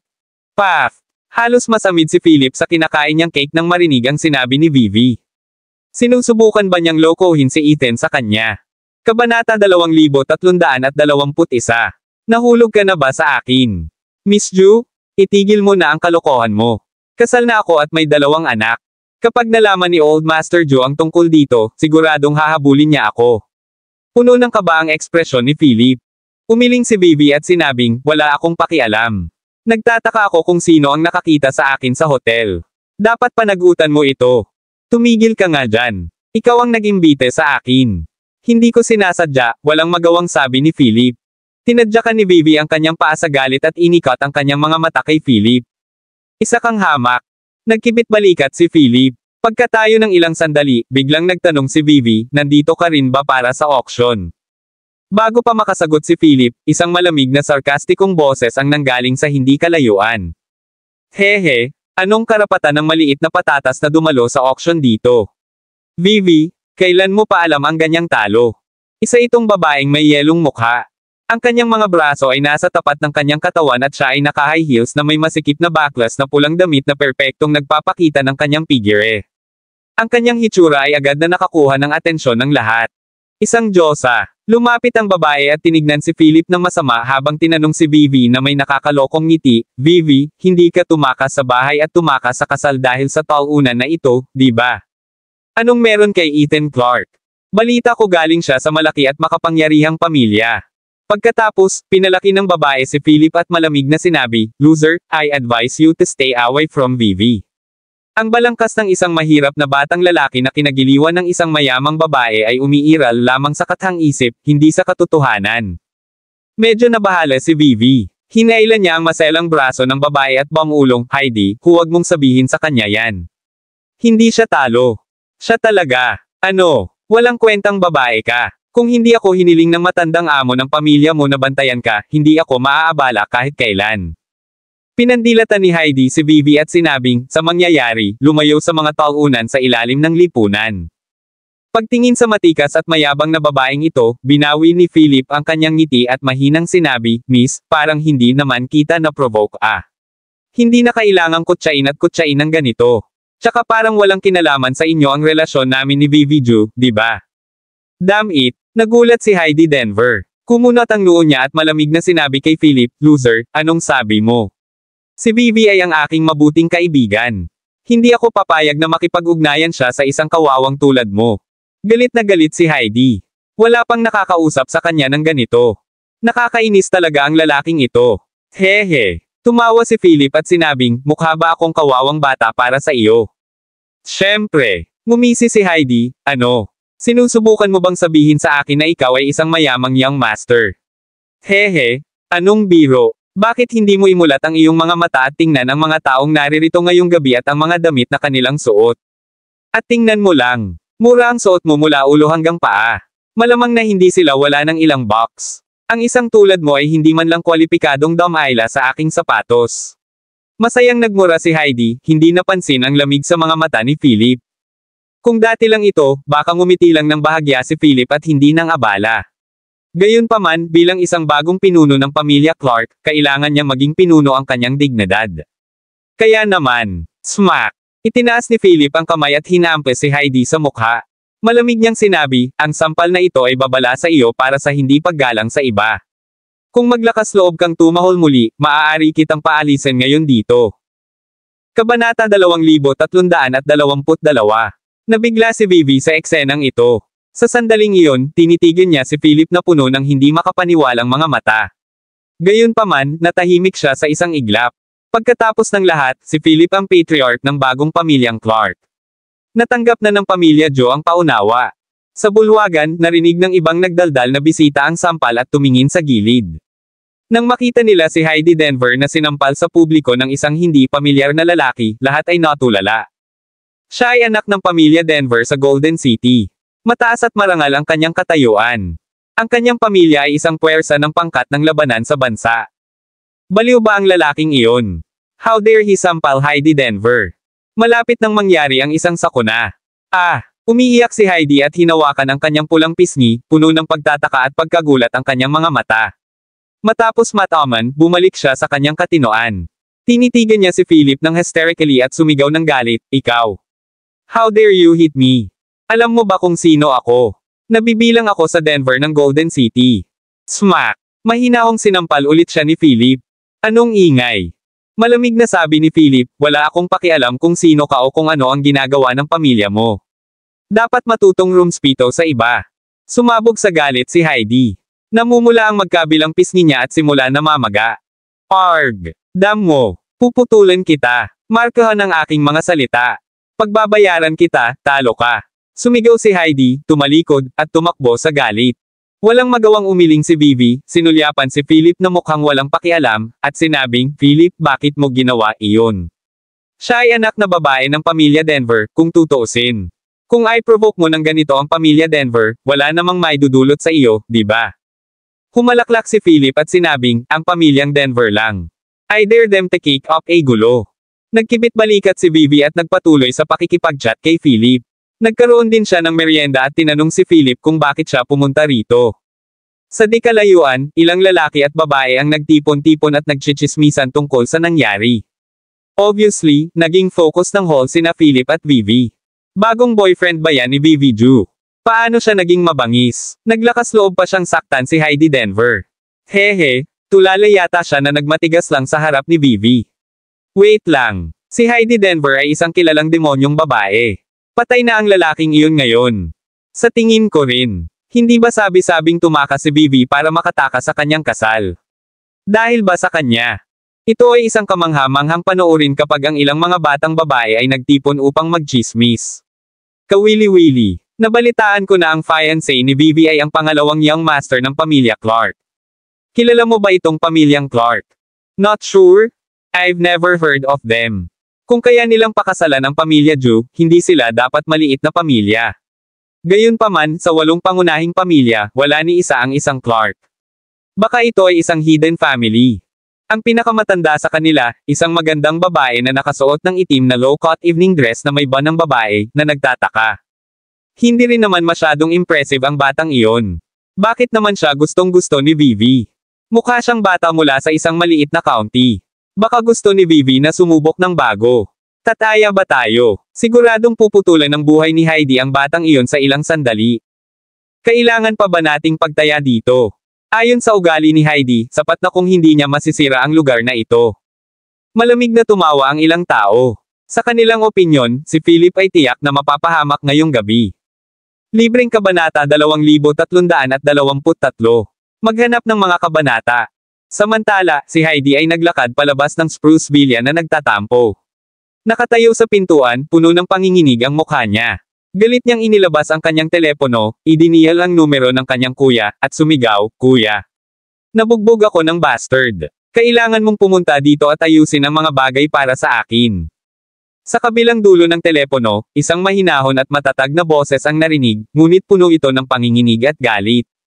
Tinanong niya, sino ang naglalakas loob na kumilos sa iyo? Hindi ko siya kilala. Isa siya sa mga bagong boyfriend ni Vivi. Isa lang siyang ignorante na bastard. Iyak nang iyak si Heidi na tumatakbo ang makeup niya. Okay, nakuha ko. Pupunta na ako sa 1 minuto. Kung sino man ang maglalakas loob na gumawa ng move sa kapatid ko, ipapakita ko sa kanya ang lasa ng kamatayan. Natapos ang tawag. Puno ng puot ang mukha ni Heidi nang ibinalik niya ang kanyang ulo upang tumingin sa direksyon ng maliwanag na bulwagan ng Spruce Villa. Masama ang loob niyang sinabi, kawawang talunan, patay ka na. Makalipas ang halos 1 minuto, sa labas ng Spruce Villa, 7 o 8 jeep na may combat plates ang tumigil sa pasukan na parang bagyo. Di nagtagal, higit sa 1 dosenang ganap na armadong mandirigma na nakaberde ang tumalon mula sa mga sasakyan. Ang mga mayayamang pamilya at mga bisita sa malapit ay umiwas sa kanila tulad ng salot. Iyon ay dahil ang grupong ito ng mga tao ay naglabas ng napakalakas na hangarin sa pagpatay at mga aura ng mga mandirigma. Walang nangahas na lumapit sa kanila. Tapos, bumukas ang pinto ng jeep sa harapan. Ang unang bagay na nakita ay isang pares ng itim na combat boots, na sinundan ng isang lalaking nakasuot ng tigre stripe camo uniform. Mayroon siyang pistol sa kanyang baywang at isang combat beret na may mga gintong bituin sa labi. Ang lalaki ay may matipunong figure at mapang-utos na kilos kaya't walang nangahas na makalapit sa kanya sa loob ng 3 metro. Thud! Tumapak sa lupa ang kanyang combat boots. Ang malalamig niyang mga mata na parang talon ay tumingin sa napakagandang bilya na nasa harapan niya, pagkatapos ay kay Heidi na nakadaga na may agrabyado na ekspresyon. Kuya, may dapat kang gawin. Tingnan mo lang ako. Namamaga lahat ng mukha ko. Sa sandaling ito, kumilos si Heidi na parang isang ibon na nakahanap ng maaasahan. Hinailan niya ang braso ng lalaking naka-combat uniform habang nagtatampo. Dahan daw ang hinawakan ng lalaking naka-uniforming pang-combat ang pisngi ni Heidi, ang kanyang nagyayelong mga mata ay sumasalamin sa isang napakasakit na layuning pumatay. Sabi niya, may gagawin ako tungkol dito. Pagkasabi niyo ay bumungad sa kanya ang matinding lamig. Kasama ang higit sa 100 ganap na armadong sundalo, naglakad siya patungo sa pangunahing bulwagan ng Spruce Villa. Na may nakakalokong ngiti sa labi, mabilis na sumunod si Heidi. Samantala, sa pangunahing bulwagan, kumalat ang balita tungkol kay Heidi na sinampal ni Philip sa maraming grupo ng mga mayayamang bata. Si Philip na ngayon ang pinagtutuunan ng pansin saan man siya magpunta. Sino ba ang batang iyon? Hindi ba niya alam kung ano ang mangyayari kapag na-offend niya si Heidi Denver? How dare he stay here? Hindi ko siya kilala. Parang hindi pamilyar ang mukha niya. Pero sa tingin ko may susunod na magandang palabas. Hintayin na lang natin. Pagtingin kay Vivi, parang medyo close ang dalawa. May relasyon ba talaga sila? Isang grupo ng mga tao ang sobrang curious dahil kasama ni Vivi si Philip, nag-uusap at nagtatawanan. Hindi nila pinansin ang mga tingin ng ibang tao. Gayunpaman, nakilala ng isang lokal na mayamang binata si Philip. Hehe, kilala ko ang batang ito. Narinig na ng lahat ang tungkol sa Beacon Group ng pamilyang Johnston, tama ba? Yung may chairwoman na level Diyosa. Siya ang pinananatiling asawa ni Win Johnston. Banal si *T. Talaga. A kept husband is actually hooking up with the young lady of the Jew family. Ang galing talaga nitong lalaking ito. Lihim ba siyang nag-aral ng librong How to Please a Rich Woman? Who cares who he is? Alam ko lang na nasaktan ng lalaking ito ang anak ng pamilya Denver. Patay na siya for sure. Kung ayaw mong maniwala sa akin, wait and see na lang. Walang humpay ang daldala ng isang grupo ng mga tao. Marami ang nakakita na sobrang close ni Philip at Vivi. Nag-uusap sila at nagtawanan. Dahil sa tanawing ito, nagalit at naiinggit pa ang iba sa kanila. Maraming mayayamang bata dito ang nagka-interes kay Vivi, pero sa kasamaang palad, nang lapitan siya nito ay hindi lang niya pinansin. Hindi kaya may kukumpara ang mga mayayamang batang naruroon sa isang walang kwentang asawa. Kabanata 2324. Sa oras na ito, sa gitna ng kasiyahan, isang grupo ng mga mahahalagang tao sa bilog ang nagtipon upang makihalubilo. Sumunod si Liam Johnston sa likod ng isang marangal na nasa katanghaliang gulang na lalaki at nakangiting nakatingin habang patuloy niyang ipinakikilala sa kanya ang sunod-sunod na malaking pangalan. Ang mga taong ito ay maaaring hindi gaanong mahalaga sa bansa o kahit na sa mas malaking lugar sa timog, ngunit sa Riverdale, sila ang mga big shot sa iba pang industriya. Bigla niyang nakita si Lee na panay ang tingin sa kanya sa gilid. Kinausap ni Liam ang nasa harap niya habang lumakad siya at nagtanong, anong meron? Hindi mo ba nakikitang may kausap ako tungkol sa negosyo? Liam, pumunta ako ngayon para kumuha ng pagkain at nakita ko si Philip doon, mabilis na sabi ni Lynn. Philip, naningkit ang mga mata ni Liam, at hindi niya maiwasang magtaka ng malakas, paano siya nakapasok.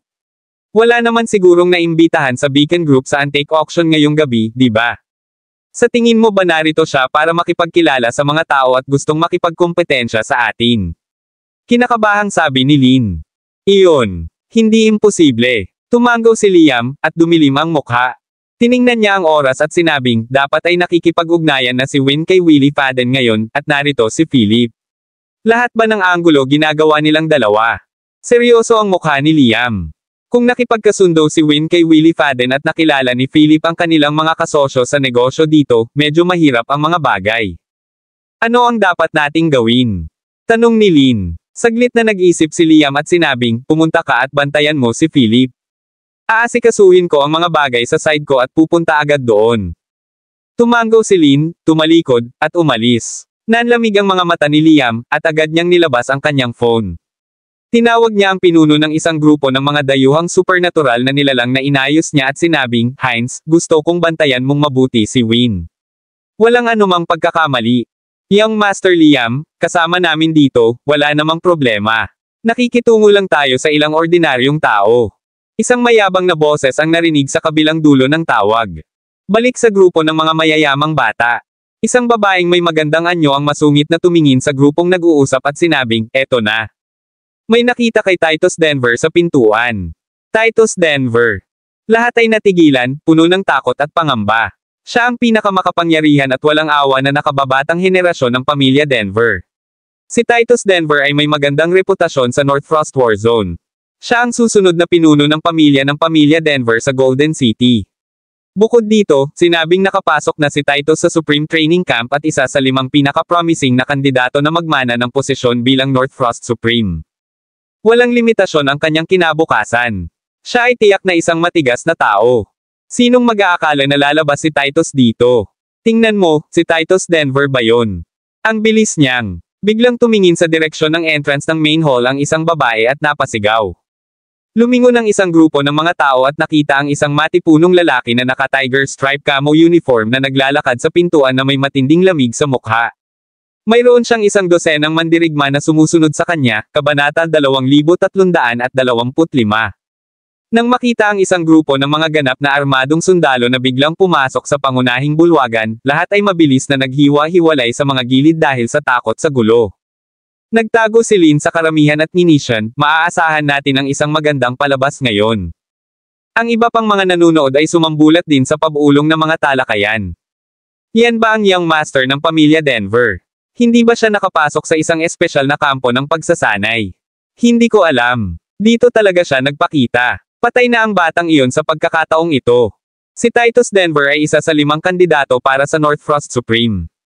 Para lumitaw ang gayong tao dito, maging ang alkalde ng Riverdale ay dapat na magalang. Nakikinig sa daldalan sa karamihan, si Heidi Denver, na binugbog kanina, ay sumunod sa likod ng kanyang kuya na may malamig na mukha. Lumapit sila kina Philip at Vivi, na nagtatawanan at nagbibiroan. Itinaas niya ang isang daliri, itinuro si Philip, at sumigaw, "Kuya, siya na." Yan ang bastos na nakabangga sa akin kanina lang. Gusto ko siyang sampelan ng 100 beses sa harap ng lahat.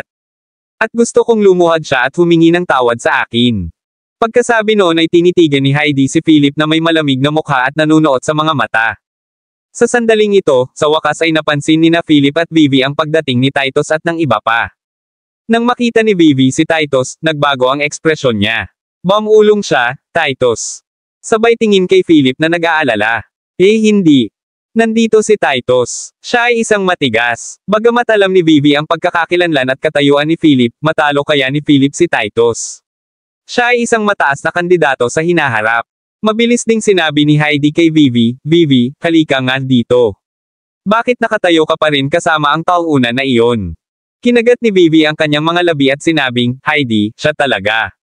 Bago pa matapos magsalita si Vivi ay malamig na siyang tinitigan ni Titus. Then ay tumingin siya sa walang malasakit na si Philip at medyo nagtanong, "Nataman mo ba ang kapatid ko?" Napangiti ng mahina si Philip. May impresyon siya kay Titus Denver. Noong nagsasanay siya kasama ang Dragon Warriors kasama si Reed Williams noon, narinig niya ang magandang pangalan ni Titus sa North Frost War Zone. Gayunpaman, hindi pa sila nagkikita. Oo. Tumanggaw si Philip, walang pakialam ang kanyang ugali. Kumunat ang noo ni Titus. Ito ang unang pagkakataon na may naglakas loob na mag-asal ng ganito sa harap niya. Ang kabilang partido ay tila hindi natatakot sa kanya. Dati, habang nakatayo siya, lahat ng iba ay nanginginig. Sobrang lakas kasi ng pamatay na aura at malamig na intensyon sa katawan niya. Napakagaling. Ang lakas ng loob mong aminin ang pagkakamali mo. Sa harapan ko, walang makakabuli sa kapatid ko. Ngayon, gusto kong lumuhad ka at humingi ng tawad sa kapatid ko. Tanggapin mo ang kanyang parusa para sa iyo. Anong sabi mo? Malamig ding sabi ni Titus na may malamig na intensyon na bumangon sa kanyang katawan. Dahil sa malamig na layuning ito, hindi kinilig ang lahat sa bulwagan. Nagpakita si Titus ng napakalakas na presensya anupat hindi maiwasan ng iba na samahan siya. Tumabi si Heidi kay Titus, tinuro si Philip, at nakangising sinabi, bakit hindi ka magmadali at humingi ng tawad sa akin habang nakaluhod? Gaya nga ng sinabi ko kanina, mamamatay ka sa pananakit mo sa akin. Kailangan kitang bugbugin hanggang mamatay. Nang makita ang eksenang ito, balisa rin si Vivi at nagmamadaling sumigaw, "Tito, hindi ito pagkakaunawaan." Hindi sinasadya ni Philip. Si Heidi ang may kasalanan. Bukod sa, "Vivi Ju, bakit ka nagsasalita sa ngalan ng tauna na ito? Best friend mo pa rin ba ako?" Nag-aalala si Heidi habang nakatitig kay Vivi at sumisigaw. Nakakagalit ito. Ang moldite na babaeng ito ay pumanig sa mga tagalabas. Kabanata 2325. Nang makita ang isang grupo ng mga ganap na armadong sundalo na biglang pumasok sa pangunahing bulwagan, lahat ay mabilis na naghiwa-hiwalay sa mga gilid dahil sa takot sa gulo. Nagtago si Lin sa karamihan at munition, maaasahan natin ang isang magandang palabas ngayon. Ang iba pang mga nanonood ay sumambulat din sa pag-ulong ng mga talakayan. Yan ba ang young master ng pamilya Denver? Hindi ba siya nakapasok sa isang espesyal na kampo ng pagsasanay? Hindi ko alam. Dito talaga siya nagpakita. Patay na ang batang iyon sa pagkakataong ito. Si Titus Denver ay isa sa 5 kandidato para sa North Frost Supreme. Para lumitaw ang gayong tao dito, maging ang alkalde ng Riverdale ay dapat na magalang. Nakikinig sa daldalan sa karamihan, si Heidi Denver, na binugbog kanina, ay sumunod sa likod ng kanyang kuya na may malamig na mukha. Lumapit sila kina Philip at Vivi, na nagtatawanan at nagbibiroan. Itinaas niya ang isang daliri, itinuro si Philip, at sumigaw, "Kuya, siya na." Yan ang bastos na nakabangga sa akin kanina lang. Gusto ko siyang sampelan ng 100 beses sa harap ng lahat. At gusto kong lumuhad siya at humingi ng tawad sa akin. Pagkasabi noon ay tinitigan ni Heidi si Philip na may malamig na mukha at nanunuot sa mga mata. Sa sandaling ito, sa wakas ay napansin ni na Philip at Vivi ang pagdating ni Titus at ng iba pa. Nang makita ni Vivi si Titus, nagbago ang ekspresyon niya. Bumulong siya, "Titus." Sabay tingin kay Philip na nag-aalala. Hindi. Nandito si Titus. Siya ay isang matigas. Bagamat alam ni Vivi ang pagkakakilanlan at katayuan ni Philip, matalo kaya ni Philip si Titus. Siya ay isang mataas na kandidato sa hinaharap. Mabilis ding sinabi ni Heidi kay Vivi, "Vivi, halika nga dito. Bakit nakatayo ka pa rin kasama ang tauna na iyon?" Kinagat ni Vivi ang kanyang mga labi at sinabing, "Heidi, siya talaga."